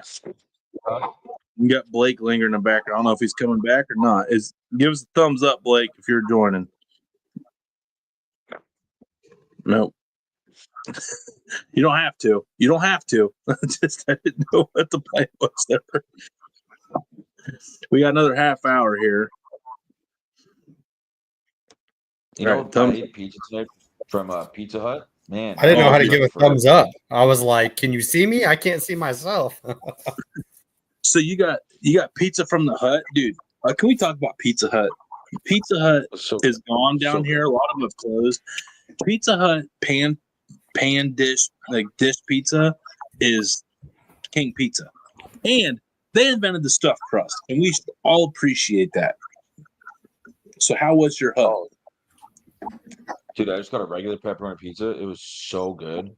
Did you I got a medium pizza and I ate the whole thing. Did you go with the pan pizza? No, it's too thick. Oh, you want the thin? Like the pan pizza, but I would eat the whole thing and I would feel like complete crap. Well, you're not supposed to eat the whole thing. You're in a hotel. You're supposed to eat like 4 slices at dinner. Then you eat 2 slices at nighttime snack. And then when you wake up at 3 in the morning, when you have to take a piss break, you have the other 2 pieces to slam real quick to help you go back to sleep for a few hours. That's a very good strategy, and I usually do that, but I didn't eat anything all day. And so I just got like a regular medium pizza, and I just ate all the pizza, and I gave Tucker all the crust. You ate a whole medium pizza in one sitting? That's awesome. No, I had 6 pieces, and then I had to give it to like an hour later. Oh. But they're small pieces, like this big. Don't justify it. Don't justify it. I'm totally trying to justify it. You did what you did. You did what you did. Blake, serious question. Are you going with calories. Thin crust, pan crust, stuffed crust, or like the thick ass bar pizza? Which one are we going with? I would do like what I would call like normal crust, right? And so like Papa John's, like that level of like thickness. I would appreciate it if you never brought Papa John's pizza into my conversations ever again. I'm saying, like that was well, you guys were talking about Pizza Hut. I know, I'm just being a dick, but I hate Papa John's. That is I don't know if I've had Pizza Hut since. Why do you hate Papa John's? What the hell is wrong with Papa John's? It sucks. It's just up there with Domino's. It's terrible. It's garbage. Domino's is great. Domino's. See, I'm a big fan, and everybody has it now, but forever, Papa John's was the only one that had it, but the garlic butter sauce, right? Like, so I'm a big fan of like the garlic butter sauce. Now, I'll tell you this: one of the it was like probably the only one of the few good things about Buffalo when I lived there, whatever. But like, there was like on every street corner, there was like an authentic like Italian restaurant where like you could get all your like normal Italian fare, but then like authentic like house-made Italian pizza and wings, like literally like on every street corner, just like these phenomenal. So you weren't eating like there wasn't chains or so what and whatnot. I love how you just like totally shit all over Pittsburgh and your prequel to your answer there. Like Buffalo didn't have a lot, but what they did have is pizza. Yeah, exactly. Name one time you don't without telling me one time. Exactly. I do like in terms of like chains. If we're talking about like chains, like up here, like I do like Marco's, I like Marco's, but my kids like kill pizzas. We've got this great place out here in Berea. I'm friends with their owners. It's called JoJo's. Jojo Carlone's. Just a standalone, authentic, nice Italian restaurant. Like when we were coaching here at the Browns, my house was like always the kind of like the social gathering house. So win, lose, or draw, this is where all the coaches and families and some of the players and families would come after the game to unwind and whatnot and hang out. And JoJo's would always we'd always have JoJo's cater the after parties. Down here, JoJo's are a completely different thing. JoJo's would almost make like fried tater wedges. Fried tater wedges. So like potato skins? No. Potato skins? No. They cut them like in big wedges. Like they cut it in half and cut it in eighths, essentially. I know what you're talking about. like steak fries on steroids, like literally. Right, dude. Like you just it's basically like an eighth of a whole potato, and then you coat it in like cornstarch and flour, and it's crispy, and you just dip that bitch straight in sour cream. Oh man, you forget about it. But yeah, that's what when you see chicken and JoJo's is what they call it down here, chicken and JoJo's. Which basically run and shoot. Let's start throwing the ball. We only need about 400 combined more passing yards. Goddard, not go dare. Goddard with another catch. Let's go. You say go dare? I said not go dare. Goddard. I didn't want to hear any more of your French ridicule. Hey, I speak fluent French, so. What down are you on? French this week. It was. I mean, I think you're French. I think you got it mixed up with Pig Latin, but yeah, same thing. How much time is on the clock? We are way, way, way behind you. Why? Because Chip's in Canada, and anytime That's not why I'm streaming because I'm going hotel to hotel. We're all streaming. It's on Amazon Prime. Tony said to set it back. So I won't cheer for the play that I just watched out the gate. If you would like to be, I'm at 7.5 minutes. If you could pause that for a little bit to play along with us, that would be really. Well, I'm asking you what your timestamp is. 805, 805, 805, 804, 803, 802. I'll let you. If you hit pause and tell me where your time is, I'll tell you when we're getting right to it. Well, you'll see. You'll see at 7:38 the big gasher into middle of the field open. Oh, see one. Let's go. That's your set. Let's go. That's huge. That is would have so loved him to score there. That is so huge. And is that a touchdown? Oh, my anytime touchdown almost hit right there.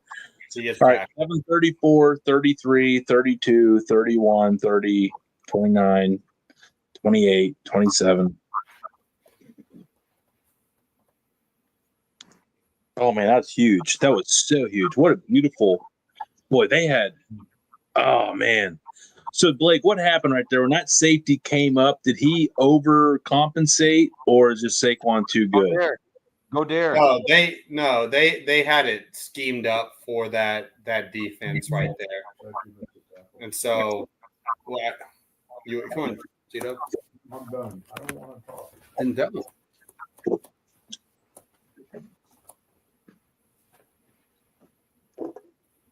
Yeah, we got Barkley coming down. Yeah, again, boy, what a play. That was huge for us. That was huge. That gets us up to 161 yards passing. That's cool. That's why them big plays come in handy. Quite a bit. Let's see here. Let's take on the ball here. Oh, no. I mean, it's all right. It's positive yardage, but I don't want Jalen Hurts running it. Also, points road would be cool, though, too. We need a touchdown here, Chip, because tie ball game, Washington's going to be more prone to throw the ball. Yeah. 3rd and 6. Oh, boy. How do you guys feel about people with face paint? Too much? I just feel like that's a lonely person when I see somebody with face paint. These idiots can't score a touchdown to save their life. We needed Brown right there too, man. Oh man, these guys suck. No, the Eagles cannot finish a drive tonight. It's like how Blake, you can testify to this. This is what the Eagles did the first 6-7 weeks of the season, man. A lot of field goals, a lot of decent drives, but just puttered out all the time. Yeah, and then the missed field goal, haunts them there as well too. Two missed field goals. I mean, that's rough, like especially to get the big explosive play to get down there and then have that issue. I still think, I don't know, right, wrong, or indifferent. I think Kellen Moore is getting the best of himself right now, and trying to make this I don't know. We went through it before the game. Like, this is not the game to be played, which is make Jalen Hurts a drop back passer versus this passing defense, right? Like they're not running the ball enough. They're not play action enough, and mixing it up and switching it up enough, and it's when they are throwing it is a lot of drop back, like either like progression reads, and like that's not Jalen Hurts' game. And you know what I mean, to do that play in, play out. He's not Patrick Mahomes, right? He's not Tom Brady. He's a really good quarterback, but like there's been a reason that he's had over a 45 point QBR bump over the last month. Like he was like, averaged about 80 QBR through the first 6 weeks, and he's averaged about 120, 123, 125 over the last month. And it's because of doing these things that we're talking about and having that balance and having that stuff. And I mean, you got to, in a game like this tonight, especially with the way the defense is playing, like to me, again, like I said, and I don't know, I'm not trying to read this into anything. You will get this sometimes in the league though, which is like you get primetime ego slip, right? Where an offensive coordinator is like, I want to be a head coach, right? Like I'm interviewing, I'm auditioning in front of everybody and screw the other 53 people and all stuff like that. You get that every once in a while. Sometimes ego slip comes out a little bit where the game of thinking like, hey, it's me versus their offensive coordinator, sort of situation. Like, let's see, I'm better than Kingsbury, sort of situation. And it's about winning. And this is, again, like I said, I'm not trying to be overly controversial, but I'm just not seeing a complimentary game being called by Kellen Moore right now, which is like, I mean, it's a 1-score game, even, prior to that field goal, still is a 1-score game. And they need to get back to doing some more stuff in the run game, more stuff on the perimeter, and more stuff in the play action pass game, and less drop back full progression stuff. I would like it if you were a little bit more controversial. I would think that would help us with some clicks. But you do you, boo. How about this? Take the under. That's controversial. That's controversial on this show. Yeah, don't be an asshole. I didn't say that. How dare you? How dare you? Did not say that. Come on. I mean, this guy. Geez. Just when the overs were starting to turn around, old fee fi fo foam down here comes down and just stomps all over our shit. If the Panthers and Browns play each other, you guys are just taking the overs. You're like, oh yeah, sign me up. Yeah, that's two terrible teams. Two terrible teams sometimes score a lot of points. That's not two terrible. That's not two terrible teams. That's two. Actually, there's a telltale sign. Actually, I know gamblers that will pick the worst matchup every weekend and hammer the over. Dude, that's the problem. That's not two bad teams. That's two historically inept offenses. And historically inept defenses. No. If they're bad. The Panthers and Browns don't have bad defense, and the Browns have a far from bad defense. They have a good defense. Browns are have a good team. They just have a shitty record. That just goes case in point. Like sometimes coming in, like this is going to be a 10-6 barn burner. But with that being said, okay, I just got done saying it. We just got done agreeing that the Browns don't have a bad team. Browns can go down and still score 30 points in a game, and Carolina's defense is not that great considering the Browns' offense. So, Browns could score 30-something points themselves that game. Yeah, but often your overs are you have overs on both teams. I just think it takes less of a surprise to hit the over with two bad teams than hitting the over with two good teams. There's been a lot of time. Chip, you'll tell me on this one, right? You have two good teams, and the defense is also good, and it's all strategy, and the offense kind of goes out the window. Yeah, I mean, like you can have like two teams like the Leafs versus the Jets play each other. The game will end 1-0. Here's one. You know, in hockey. Here's one, and I'm sure there's probably some advanced algo bettors out there that are already like doing this because Kellen Moore, who's obviously calling plays for the Eagles tonight, already mentioned this past week. He's like, yes, definitely, but he was for multiple years the offensive coordinator at Jerry World, and he admitted though that like, yeah, you got to call plays differently, like when you're going into the sun versus away from the sun. You know, in Jerry World. Yeah, ask Elaine that. Especially when playing games, you know, non-night games. And so, like, in terms of the in-game betting, like, dude, like there could be something there from that standpoint. Like the in-game live betting, like little like next play type betting, micro bets. Like, there's got to be some stuff there, like in terms of like, okay, well, hey, what offense right now is going towards the sun, and like betting like against them or whatever, or betting for the defense. That's definitely something there.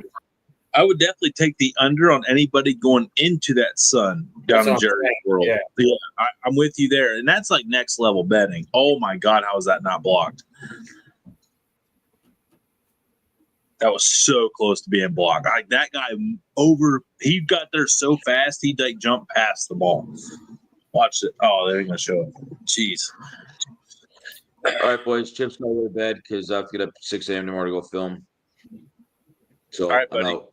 Love you, Chip. Love you, bud. We'll let you know if you're over.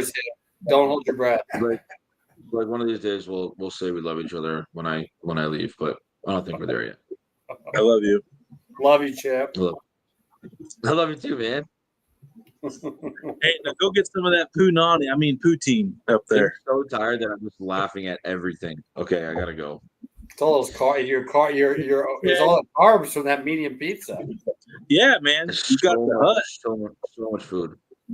Yeah, maybe next Thursday get like a fucking salad. How about that one? You know, let's not eat 3,000 grams of carbs right before showtime. How about that? You know what? I'm feeling a little bit judged right now here, boys. I mean, we're kind of just reiterating to you what you confided in us, so we're just calling it a safe space. No, just saying. Sometimes he's gone. He's like, is this what you want to see? Is this what you want to see? Oh, you even ate all the ranch dressing still. Yeah. Take it. Two fucking dipping sauces. Lick that shit. There's still some ranch in that. Yeah. There's some ranch in that thing. I make myself sick. We didn't I'm having make a breakdown. You made yourself. Yeah, we didn't do that. We didn't do that. Chip, Tucker just got off the bed and he's licking the pizza box. Let him. Oh shit! All right, I gotta go. All right, Chip. Hey, have a good night, brother. We're not too far behind you here, man. Yeah, I'll talk to you tomorrow. See you, boys. All right, get to the other side, man. See ya. Oh shit! Killed them sauces though. He did kill those sauces. You got to respect the range. Speaking of sauces, man, and like I don't try to be like food. He's in bed asleep, and speaking of like sauces and whatnot, like I don't try to be like I don't know, like prude or whatever. But, like I was sitting at the bar at the Mexican restaurant the other night, Mexican restaurant, and there's like this like grown ass like dude, like my dad's age, whatever, like sitting there, you know, next to me or whatever. It was just he and I at the bar. This guy, and he had like his queso bowl, right? And it wasn't even like a ton of people in the place, right? So it wasn't very loud, you know. And he had his like little like queso bowl or whatever, just waiting on his food. And I just kept hearing like this, like, oh no! And I look over there, and he just got it, and he's just like digging his finger, and he's rubbing every little ounce of like, and just go.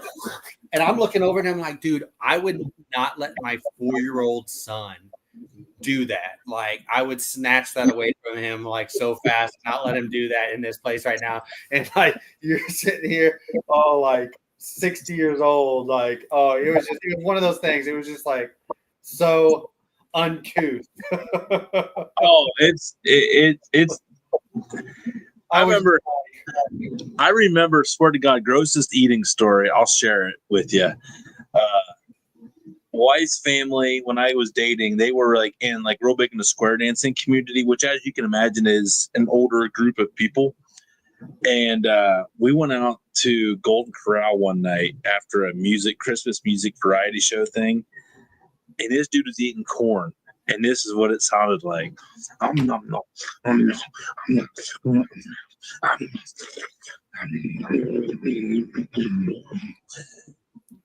looked at my wife, and she's like, "It's just such and such," and I'm like, "No, it's not. Like that is not. Like you guys know." He does this, and you guys still choose to go to dinner. It's just how it is. It doesn't have to be. I'm like, I can't even hear myself freaking think while I'm eating this golden. It's bad enough in the Golden Corral. Now I have to listen to this at the Golden. I'm starving. Oh man! So every once in a while, there's like a running joke. I'll get a corn and cob, and I'm like, That's awesome.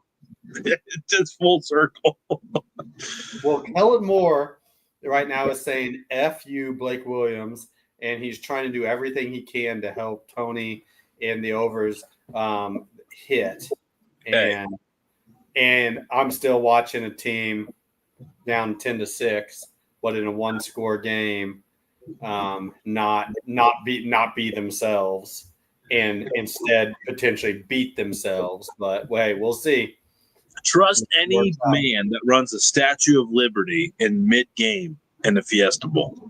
Trust any man. Oh, he just executed it. He didn't run it. He just executed it.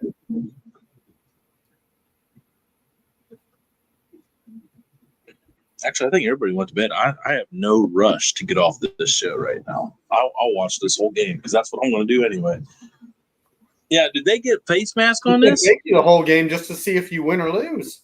I know. That's what sucks about this betting stuff. Like when you have a timeline, you kind of when you bet the overs.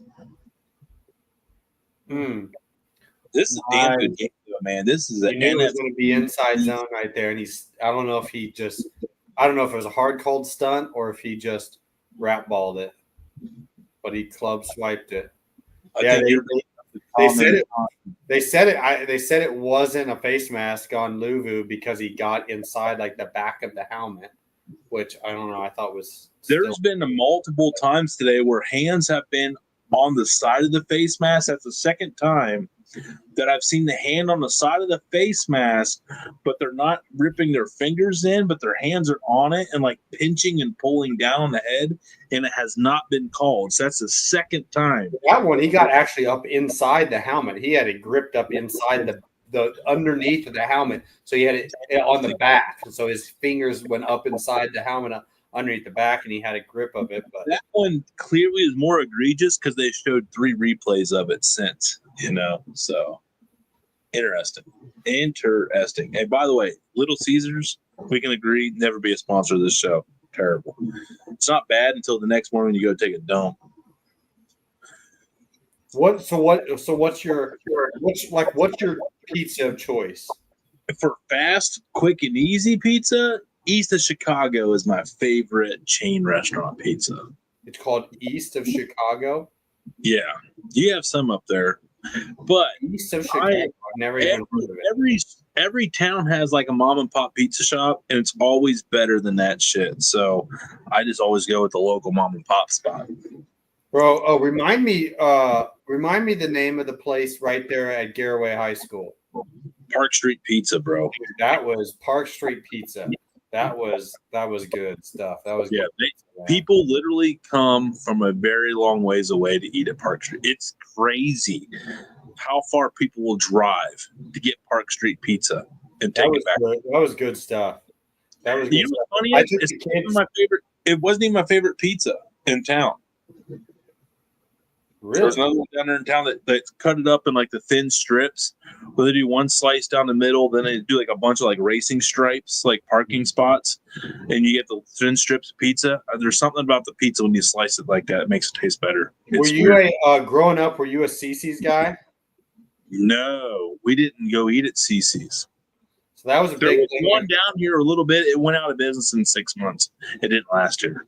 So that was a big thing, like me, like growing up in Houston, and Yeah, $5 that was like the big thing after like Little League games, right? And so especially like basketball and baseball season, especially baseball season, but not so much football. We kind of just dispersed in like after football games, but really even like baseball. But yeah, that's what we'd go there all the time. Love going to CC's and just like that whole thing, the whole all you can eat buffet experience of pizza.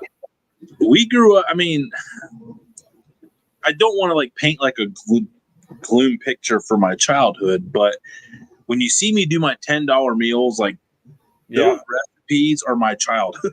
I found out in the foodie world, we grew up pretty poor, so we didn't go out to eat a lot of pizza. Mom just made a lot of pizza. Like we had our own pizza sauce canned from the garden and stuff like that.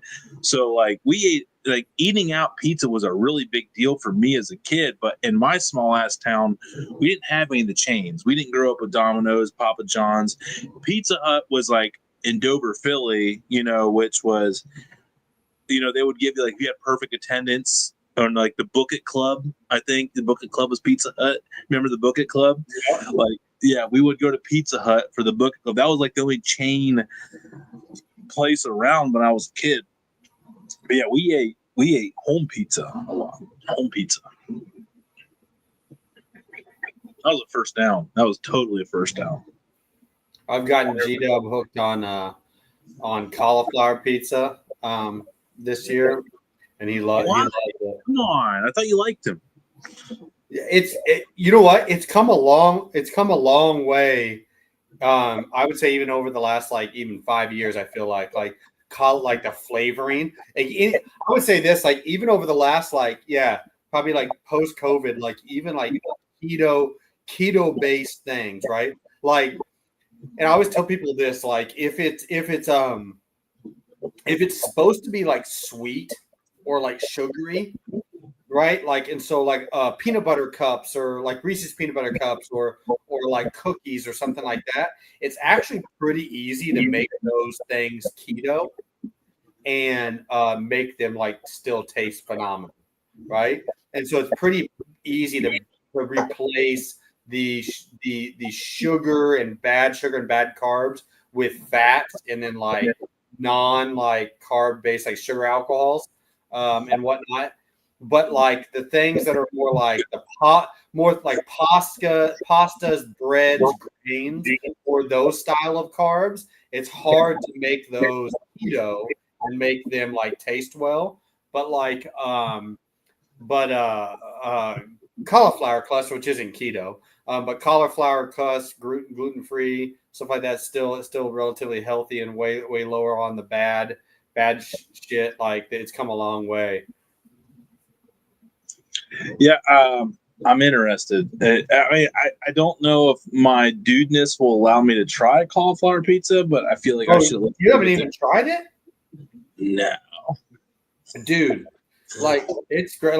Like some good. I mean, the good ones. Like you don't even know. Like hell, this like at Costco. Like literally at Costco. You go to Costco, they've got these like meat lovers trio cauliflower pizzas. It's like 2 in a box, and I just throw that on the pizza stone and pop it in the oven, and it's freaking phenomenal. You just got to be careful who you tell about this stuff, man, because you could be judged heavily in certain crowds. Just saying. You need to try, man. Trust me, like, dude, I remember like trying like cauliflower and like in different places and cauliflower crust, different places. There you go, touchdown. How are they doing it? The last from the 50-yard line on, like Kellen Moore either checked his ego or freaking Sirianni got involved and was like, "What the f?" And they lined up and they ran the ball right there, and they lined up and ran the ball, and they ran the ball off tackle in every different way that they could pull scheme. Oh, they're staying down. They're going to say he's down at the half-yard line. Oh, no. We have Barkley anytime. Yeah, so now they're just going to push it for a touchdown. Oh, no. you say Frankie blitz and vertical jump, LeVar Arrington style over the top? It was a good call. It was a good call. Damn, that knee was down.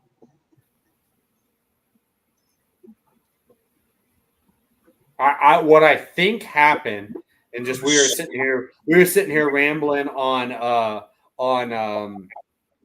cauliflower crust and keto and all that stuff that happens in these barnstormer games like this. But just in what I was able to see, like just watching stuff on the sideline and whatnot, it looked like Sirianni got involved and told Kellen Moore in the middle of that drive or whatever that this is what we're going to do. Like, go to this, go to that, run the ball.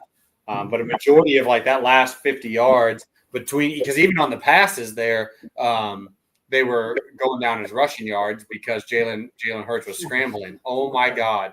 He just missed the extra point. No way, he did.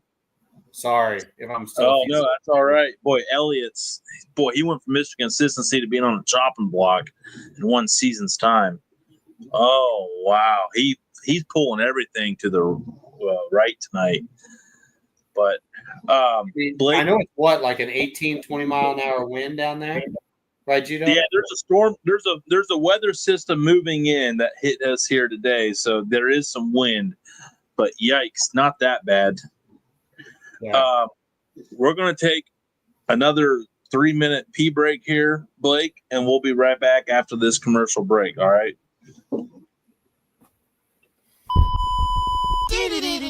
Commercial break.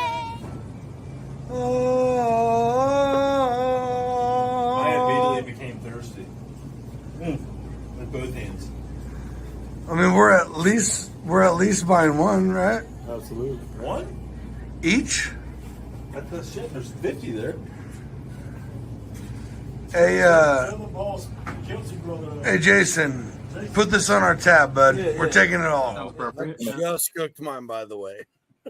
All right, Johnsy's a savvy vet. Yeah, Johnsy's got. Yeah, he's cheating already. Go figure. The Californians cheating. There's a shocker. Oh, here we go. Actually, it was Florida. We needed the recount. No offense, Nick. Jesus.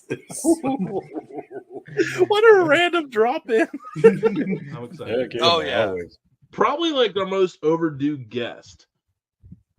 True. This shirt makes me feel like I have a bra. I feel like I'm like agree, adjusting my bra straps the whole time. Hey, I mean, Yeah, there's other people weighing in on that, by the way. yeah, just so you know. Yeah. Yeah. Good. I mean, Are you not entertained? Yeah, but rates is you need to be sponsored by Manscaped. I'm down for that. I'm more down for what Adventure says right Yes, here. or Venture says a live waxing. The competition don't start because it's really not a competition for me against you. It's actually me against myself. Right. And I know that sounds very cliche, but I had to battle like why I'm here. Like that was my first battle. Like, why am I here? Like, I don't want to be that guy that they just put in there just to go home on the first episode. Because I thought that was gonna be me. I mean, if you'd have said T, bet money, who's going home on the first episode? I'd be like, I got 5 on me. I got 5 on me. That's right. It's 7 p.m. Fry. It's 99 degrees. I ain't got no and got me. If the crime is low in your neighborhood, I probably won't go there. So I'm probably not allowed there. That's the difference. There it is. I'm pretty sure I still got a record. I'm pretty sure I still got one. Me either, Lee.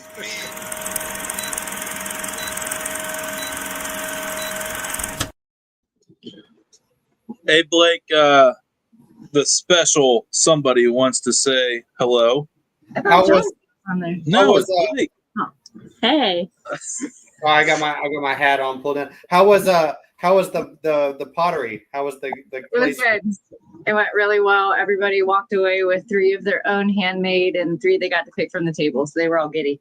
That's awesome. Did you have any like epic fails, like wheels spinning too much, everything like stuff going flying off? Yeah. Yeah, some, but Thankfully, it was an intimate class. There wasn't as many as actually initially signed up, which turned out to be a-okay. So That's awesome. Well, we had I think we had by I think all 4 of our combined children had guest appearances tonight, so it was great. Yeah, well, I made it home and they're fast asleep, so Yep. it's all right. They were really asleep when you got home. Let's go. Hey, same with me. Now, I stepped away during commercial breaks to read both stories. Luckily, I got G-Dub to step in for me. So, yeah. And I think we tested his patience to the limit tonight. So G-Dub, he's the real MVP tonight. But yeah, all right. Hey, awesome. Good. Hey, you heard it here first. I'm a badass parent. Don't you have? Hey, less is more. Less is more. Less is more. Leave them alone. They fall asleep at 9 o'clock. You're welcome, everybody. You are welcome. Just like tonight with the overs. Hey, by the way, as we're sitting there BSing, Jaden Daniels is just getting some more, just getting some more yards there. Now we'll say Zach Ertz. I haven't even seen him on the field, so that part of the bet's not looking good. And has Terry McLaurin even had a catch yet tonight? I don't know. Has anybody had a catch tonight? Yes. As a matter of fact. There goes Zach Ertz in the steam right there. Zach Ertz does have 2 catches for 25 yards. Eckler, 6 catches, 81 yards. He has 3 now, right? Well, that might have been – this is on ESPN stats, so I think that might have been the second catch. He literally just caught it. There's no way they updated it yet. I know, but I'm on ESPN, but we're behind because we hit – well, you know what? Chip's not here now. We can get back up to live. Chip left. Shit. Thank you. Yeah, hey, McLaurin got one there. That's a big deal. Yeah. Yeah, it would Chip every Thursday up in Canada. His shit's always like 30 seconds behind. Canada hates NFL, bro. They never expected a Canadian to join, 2 NFL ex-coaches, for Thursday Night Football.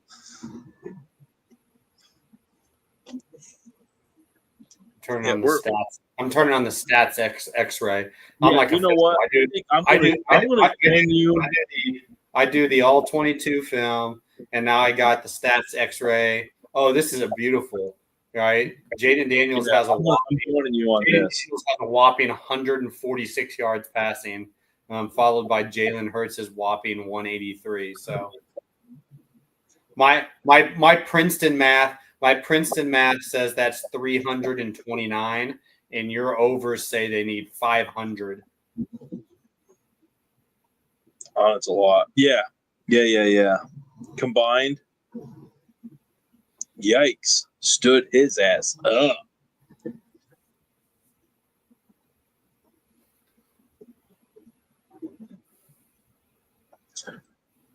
Now, I'm going to go down to you know what we're seeing tonight, though, Blake? Washington is about it, dude. They're up there. Washington's a real fucking deal. This is who they are, man. This is who they are. These stats are pretty cool. Like when you get the next gen stats, if you ever get into this, I mean, it tells you live and it updates. Like you sit there and showing you okay, the average time to throw. Jaden Daniels tonight is 2.68 seconds. Jalen Hurts is a whopping 3.02 seconds. No surprise when you're watching this game. And it shows yards. Average yards of separation, yards of contact, stuff like that. Yeah, I don't know. Hang on, I got it up there, but it doesn't really have any stats, live stats. But anyway, overtime's not happening in this game. That is now completely clear.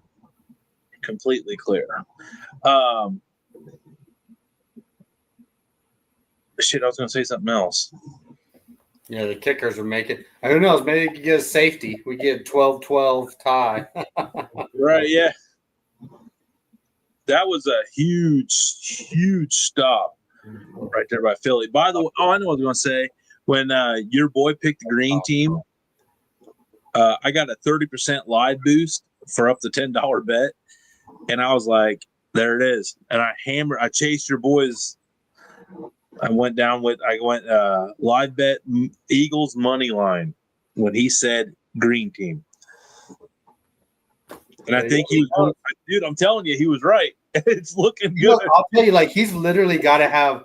I've thought about that before. I was like, if I was gonna bet, like real talk, like bet, like I would wait until like I would do like in-game bet, like early in games, whatever, and have Tristan come in and be like, who's gonna win? And he's like, oh, the yellow team, the purple team, the whatever. And be like, all right, that's the team that I'm betting on, because he's literally 90. I mean, and he looks up there for 2 seconds and he just says it. He ain't looking at the score. He ain't looking at anything, right? You know, he's got a 50-50 shot, but he's got to be 90% like right, like over the last 3 years. Kids know who they can trust. That's all there is to it. I don't know, man. He's got like I don't know what you'd call that. Not empath, psychic, something. He's got the ability to do that. I'm gonna keep monitoring it because we may have a future in that. Yeah, I mean, dude, college ain't getting cheaper, you know, so you might be able to pay. You know what I mean?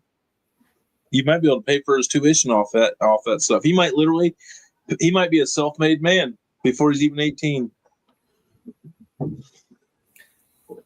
By the way, Saturday, I'm not trying to rain on your parade, but we're in the fourth quarter. And the fact that Jaden Daniels has to throw for 110 more yards and Jalen Hurts has to throw for 70 more yards. So you're saying things are looking bad.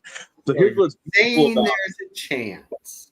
So what's beautiful about it is if the bet hits that your boy said, I get all that parlay money back that I lost on these bets tonight. And I'm back. There you go. So I mean, it's all about law of large numbers. Because you made the bet at that time that it was 10-3. Yeah, it was 10-3, and I had a 30% live bet boost. So Eagles were plus 106 and went up to like plus 137. Mm-hmm. So 10 wins 13. So that's like a $24 total reimbursement on $10. So yeah, it's pretty solid. By the way, Saturday morning, you need to get into your email on OHLQ and find out where the drops are at, because it's Single Barrel Saturday. It's the largest event of the year. Oh boy. And there's and we recovered it. What? Can we talk about how many yards? It doesn't matter. Jalen Daniels got it. There's 6.5 minutes left, and Jalen Daniels needs freaking 110. That's all right. That's gonna be a quick score.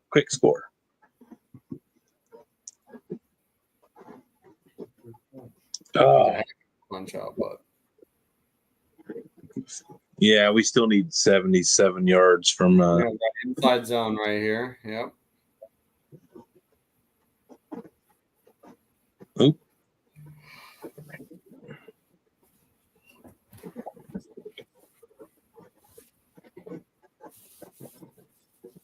Screen or RPO? I don't know. I don't think they're gonna. I don't think they're gonna play action pass right here. But I think they're just going to try to run as much clock time. I think it's going to be run here and go for a 5-point lead and force Washington to go the full length of the field and score a touchdown.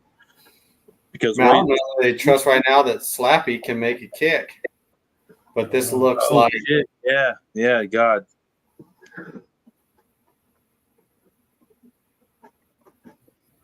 No, AJ Brown, he hit his over receptions, but I had a 5-leg parlay or something like that over the week. It was the Miami game when Miami played. I think it was a Sunday night or Monday night.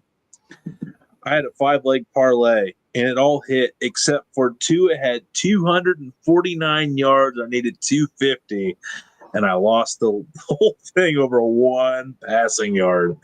Wow. It was brutal. And then the next one, I lost another 4-legger on a 2-yard Oh boy. There you Oh my go. God. Really? Touchdown. Yeah, Let's but you go. don't have over on any. No, Oh but yeah, we know. Different bets. Different bets. Hang on a second. Different bets. We got a lot of bets. We bet a couple at the halftime there when you were doing the Harry Potter sequence. I'm telling you, man. So Jaden Daniels, oh my God. Jaden Daniels needs 185 and a half for the live bet at halftime. That's what. So he's got 146. So he needs 40 yards passing the rest of the game. And Jalen Hurts was over 223 and a half. He's at 215. So I need Jalen Hurts to get the ball back and have 1 10-yard pass. And it was 4 to win 27. That's solid. That's a solid return. Oh, man. Terry McLaurin had 1 reception tonight. Fantasy owners are not satisfied with that one.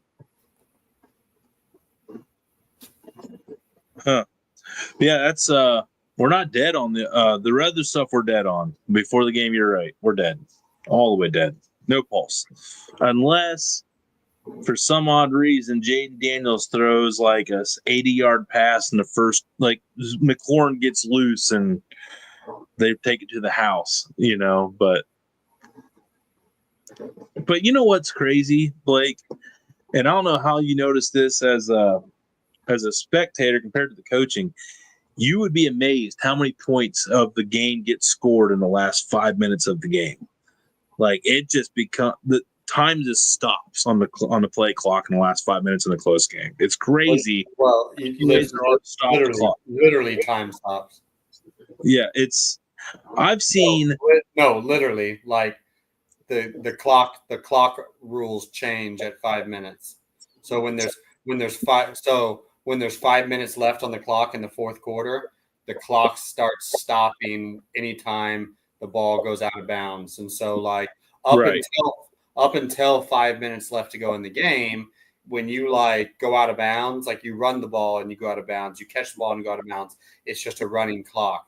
But at 5 minutes left to go in the fourth quarter on, every time you step out of bounds with the ball in your hand, going forward, the clock stops. And so as a coach, then like is the name of the game just to keep in your head? It's just after 5 minutes, just figure out a way to keep that clock moving. Like how, like as a coach, like the mentality. Yeah, if you're in the lead, especially when when you're in the lead, especially when you're in the lead by a full touchdown, and then even more so when you're up by 2 scores, right? When you're, it's pretty unexcusable. I mean, it happens, right? But it's pretty unexcusable when you're up by 9+ points, which is what they read with under 5 minutes to go in an NFL game, for you to lose. And so you got to be going. You got to be turning the ball over. You got to be, going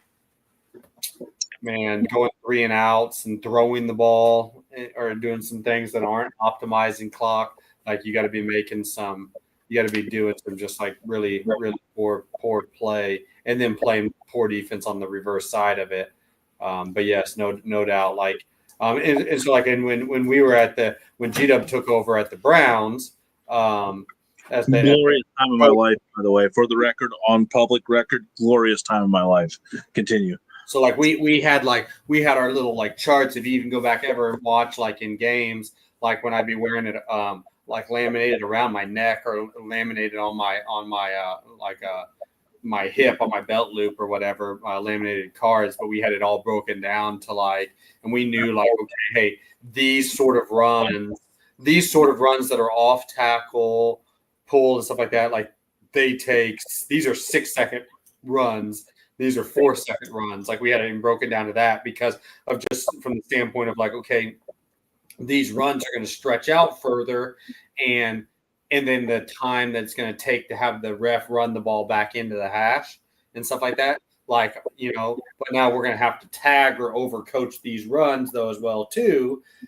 to like they have a higher percentage chance of going out of bounds. The runner's going to have to understand if he gets forced out or pops out into the alley to slide and go down in bounds. Don't run your ass out of bounds, right? And so we had all of broken down to that standpoint. But these plays right here on average take 6 seconds. Hey, these plays on average take 4 seconds. And then you tag on the fact that okay, hey, do they have a timeout? Do they not use a timeout? Do they use a timeout? Do they not use a timeout after this play? Right. And so it's so you almost sit there saying this is a 44-second play because you got to take 40 seconds from the next play clock. This is a 49-second play. Right. And so taking things to that standpoint. Right. Right. And, yeah, dude, that's such a high level of breakdown. I appreciate that. I would have never thought it makes sense to take it down to that level, but as a regular citizen, you wouldn't think that far into it. So everybody yelling and shit up in the stands at the coaches, remember, that's what's going into it. As we were talking, Eagles, huge interception. Blankenship picked one off there, and now Washington's going to they don't have to start burning timeouts. It's only a 5-point game, but Washington's going to really, really need to get a big stop here quicker rather than later. The old passing parlay is not looking good even more now because Jalen's definitely not going to be trying to throw right now when you got Saquon Barkley and his own feet in the backfield there. I mean, that's what Philly's going to do right now. They got 4.5 minutes to go. I mean, they'd have some serious work to do to run all the clock out. But the goal right now is get past that 2-minute warning, get through their timeouts they have left, right? Yeah, I mean, if you want my prediction, love that. On the way that I've seen this game go, I would not be shocked if this is the last possession of the game right now.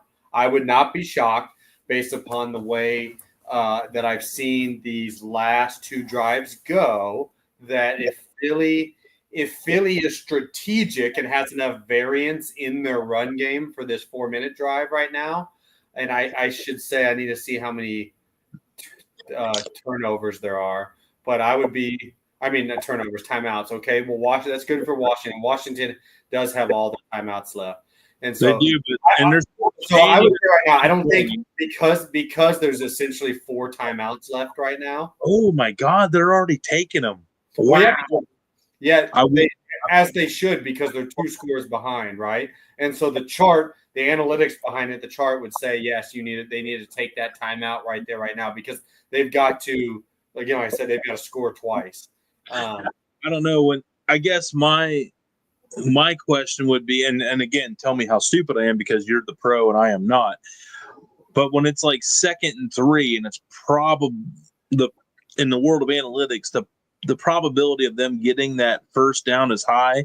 Would you almost save the touchdown for the next set of first downs and hope to get a better stop on first down? No. It's very basic. I mean, it's not very basic, but it's very basic math. Touchdown. Yeah, I'm telling you, man. Over.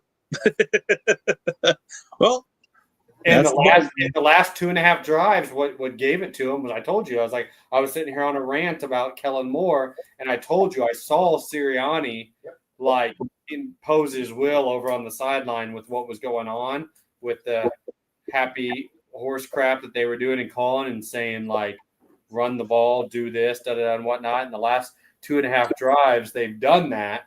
And it's just been they've just gashed him for. Look at oh my God, 35 he got punked so bad. He got thrown down.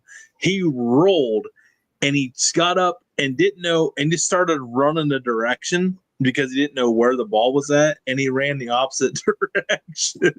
Poor guy. That's a rough day at the office right there, man. Mm-hmm. Oh no. Well. It's still a 2-possession game. Well, yeah. Technically. No, it is. But if a 2-possession game happens in here, then we're watching the game of the year. if they come back and tie this, that's game of the year. On the road, I don't know. Jaden Daniels has shown tonight, and that was one question we talked about in the pregame, Blake, is that, first time, first time in division, primetime game at Philly on the road. He did good in the first time at Cincinnati, but this is one of our talking points before the game. And I'll tell you what, man, Philly defense showed up tonight and put that dude on skates all night long. Mm-hmm. No doubt. And it'll be interesting to see, bounce back like after this week, after this little mini bye that you get coming off of the Thursday night by Washington. But definitely puts Philly in the driver's seat, for the time being in the division. I think after tonight, Philly, because now they basically have a 1.5 game lead. Washington has to take a bye yet, and Philly's already had theirs. So Philly wins when Washington's on their bye. Essentially it's a 2-game lead right now. Philly needs to lose 2 games now for Washington to catch up with them. And I think this is the first time they've played this season, so they have to do it this season.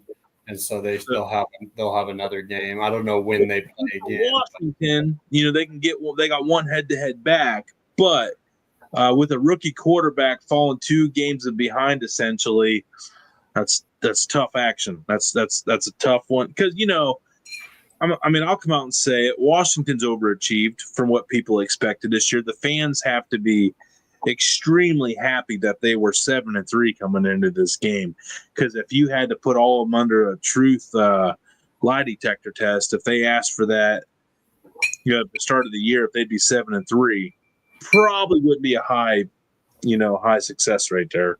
Well, I mean, we can probably look it up. I mean, you probably look it up better than I can. But like, what I gotta imagine they're already over their preseason win total mark. Preseason NFL win totals 2024.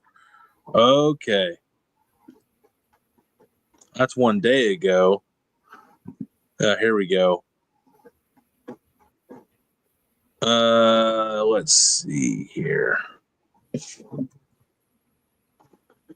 They had Commanders.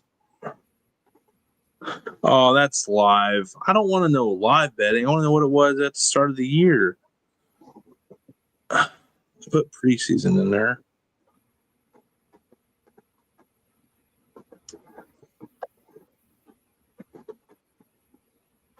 Okay, this is September 16th. So, okay, here we go. This will be it. As long as it didn't jump.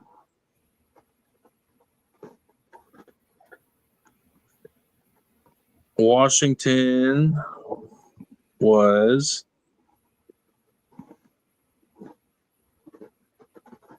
$6.5.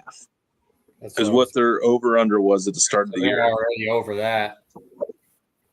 Yep. So they've already beat the preseason. You want to take a guess what the Browns were? Let's just for poops and gigs here. 7.5. Oh no, it was 8.5 actually. 8.5. I thought it was going to be closer to 9.5. There's a lot of expectations for that team. There was, but I just know how it is. Like, there's not very many teams that are up like that high. Like, how many teams are double digits? Well, let's take a look at the Cowboys. That's my next one. I'm just saying in general, I bet you there's not very many like teams that are double digits. Yeah, they had 9.5 for the Cowboys. 9.5. Right. People lost their house on that one. Hope you weren't putting pink slips on that one. But 26-10, we got a flag.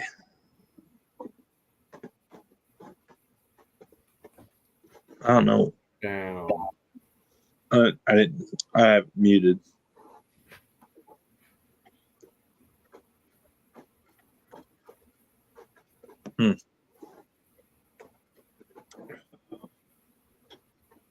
Yeah, they did give him first down. He said third down. I'm so confused. He did hold. I know. That's what I said as well too. He held up third down. I don't know.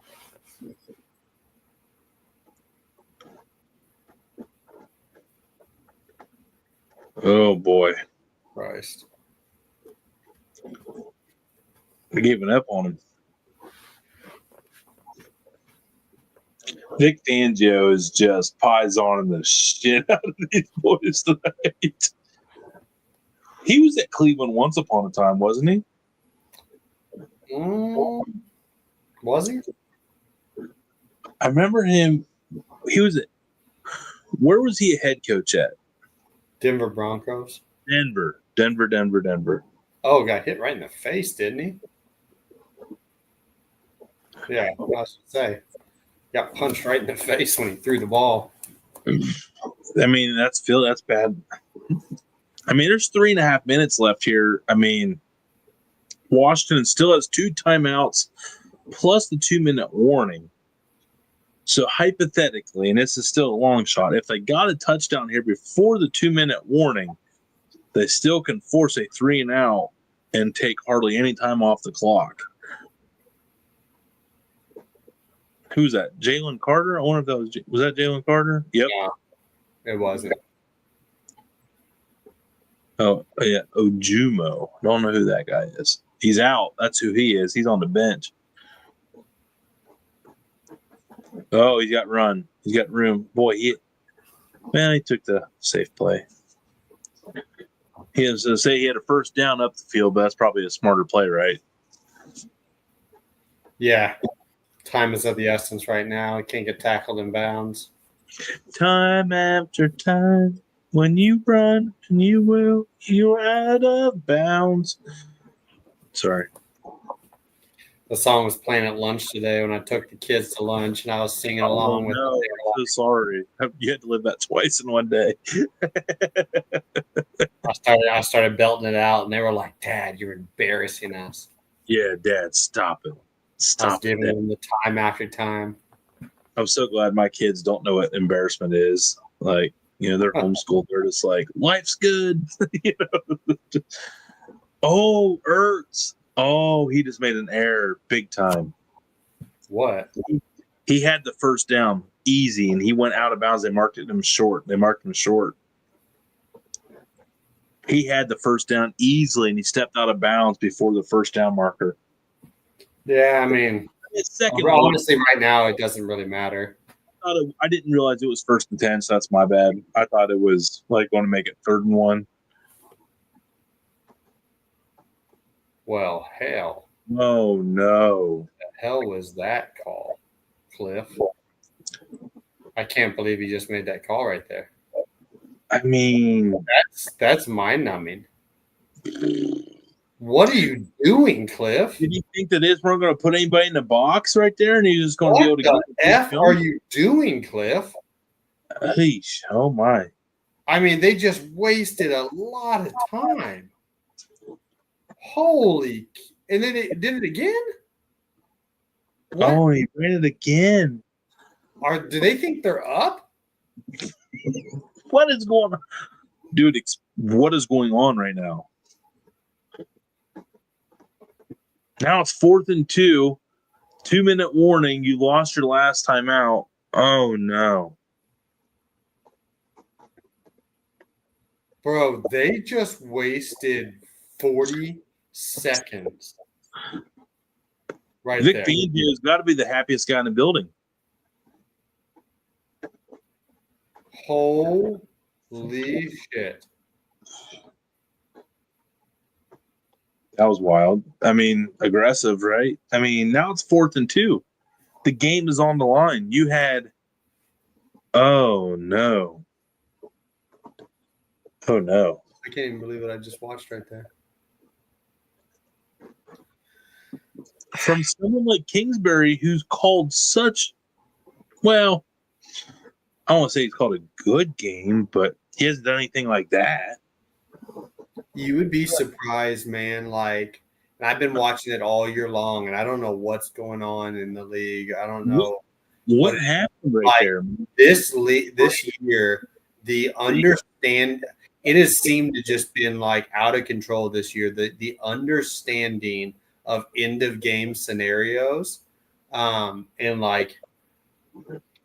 decisions, and whatnot have just been like off the charts bad this year in the NFL. I guess, who's making is there any benefit to that call? I guess if you're the coach and you bet the under. I guess if you bet on the other team, like at halftime. First down, they got it. Jesus Christ. Hey, let's hurry up now. Let's go really fast now that we wasted. On a rookie quarterback, let's go ahead and put all the pressure on him to speed this up. On the road in a divisional game, and we're going to run a wide receiver screen. Good Jesus. Would you have called that play? No. At least do like a bubble screen to the out, right? Bubble screen out, like a wide receiver screen out, where he can get out of bounds. Oh my God. They're going to give up. Philly's going to easily give up this touchdown because they're like, whatever. Like, we'll let you get 5 yards and take. Oh my God. Well, it's all right. Washington's still having a really, really good year. It's still going to be, they're still in the playoff hunt. This quarterback's going to be learning throughout the season. This is going to be a big learning experience for everybody, I hope. He gave up his body. They can't even stop the clock. They're done. They can't even stop the clock. They have to get an onside kick at this point, which is the most exciting. They got their 2 timeouts, and they're saving them for the. It don't matter because on the play clock's longer than 30 seconds, right? Like they can't stop them if they get the ball back. Oh no. If they don't, they've got onside kick and recover it to have a shot. But they got the 2 timeouts to go with it though, so that'd be cool. Man, it's mind numbing those the amount of time that was given away right there before the 2-minute warning on those decisions. You made it with the play call. It was. You want to know what's really funny? Is Jaden Daniels literally just hit that live bet on the live over 180 whatever. But Jalen Hurts is 1.5 yards away passing, and we're going to lose over 1.5 yards. Oh, that hurts. That hurts. Jaden Daniels went through all that, and he got us. He got us to 186, 185 and a half. Son of a bitch. And Jalen actually was down by 3 yards, and then on the last drive, he had a 2-yard pass, so it still left him 1.5 shy. So that's brutal. Philly takes time out. Oh, my God.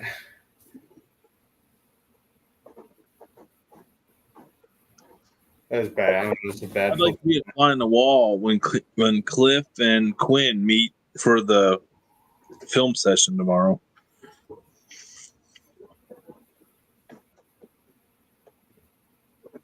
If we were playing on a computer, if we were playing on Madden or whatever, ideally, that whole section of the playbook, those runs would have just been as soon as it got into that situation, would have just been blanked out, you wouldn't even have been able to select them. You know what I'm saying? Yeah, I don't know. Oh, well, that's ball game. That was close.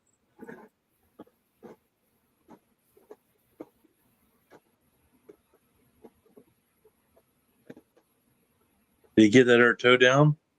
I think he was bobbling the ball, is what they said. No. I guess he did. I think think the right foot was leaning on. Right foot was stacked on the left. It never actually touched the. Oh wait, yes, it did. No, bobbled it. No, I don't know. Now that I watched, I think that right foot came back up when he re-grabbed it. Watch his right foot here. It's down right there, and he's good. Oh no! Wow. yeah, it looks down, man. Oh wow. But does he re-grip after that? I don't think so. He re-grips, right? I don't think he does. Feet are still on. Right there. See, right there, he had to re-clutch it. I don't think I'm going to say no. Now, I'm not mistaken. Zach Ertz is a Cleveland boy, right? Is Ertz a Cleveland boy? I thought all the Ertz brothers were Cleveland boys. Kelsey brothers. I don't know. The Ertz are.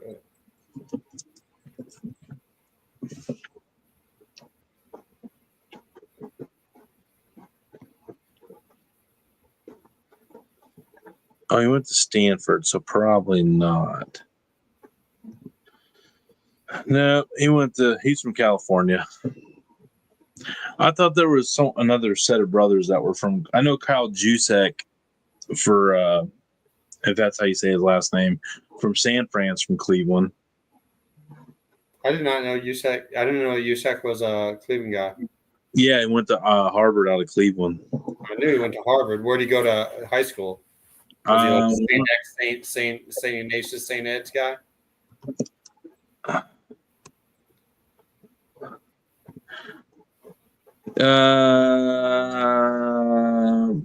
Cloverleaf.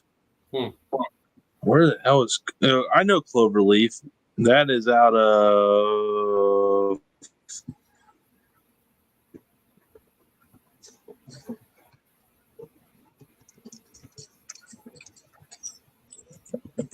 They did come back. Cloverleaf High School is in Lodi.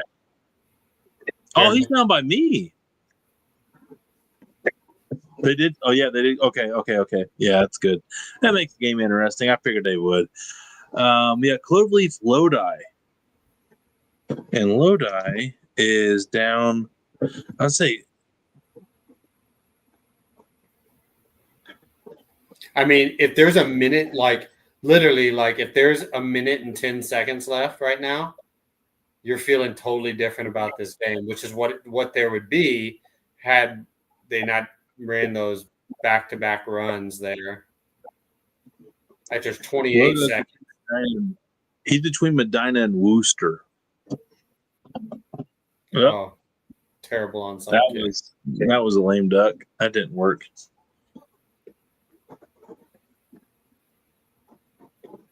Yeah, I thought. Well, Juszczyk's, yeah. So he's not Cleveland, but he's close. Cleveland would be the big city he would identify as. Well, that's the ball game.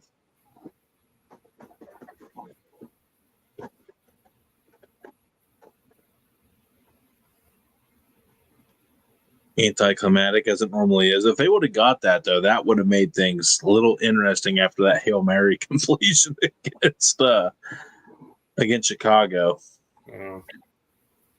Game. Well, there she blows. Well, Blake, it's been a good one. Been a hell of a game. It was an AFC, it was an NFC East game for sure.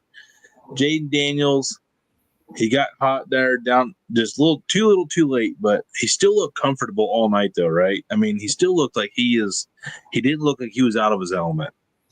Yeah, no doubt. No doubt. Well, and everybody that was saying there was the old Caleb Williams, Jaden Daniels, which one's better? Caleb is kind of a victim of his program right now, at least on paper it looks like. But Jaden Daniels is looking like he might have been the pick in last year's draft class. Wow.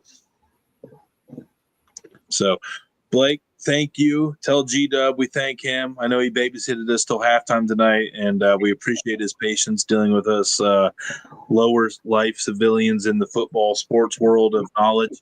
But we do appreciate his sacrifices of being the martyr of the Dude Network. And thank you for hopping back on. And we actually got through a whole game tonight. First time we've done that. Next Thursday will be very special, and I guarantee you'll be very emotional and into it next week. Oh, yeah. Versus the Steelers. So looking forward to that one. Looking forward to sharing this with you guys. You get to see me and my Browns versus Steelers mentality, which actually last year we were together when Chubb lost that knee. So yeah, that's right. So let's hope for not a repeat of that last time. We don't need any of that. No, not need that. So, hey, Blake, cheers to you, brother. We appreciate you. You have yourself a good one, man. We appreciate all you do here for us on the Dude Network and G-Dub. And be a friend, tell a friend. Go see Blake and G-Dub Saturday at Hall of Framers in Berea. Again, only a couple tickets left. So make sure you go up there and get them now so you can still get one. And go check out the new Hall of Framers facility. Food over there by Mark's Bar and Grill, which is absolutely fantastic. Good times. Guaranteed you're going to laugh. And guaranteed you're going to have a good time. So go see Greg and Blake. And Greg will be doing the Q&A and all the stuff up there Saturday. But I'm sure Blake will be up there too. So we'll see you guys Saturday, and then we'll see you again on Sunday, next Thursday. Let's go. Deuces. Dead rabbits.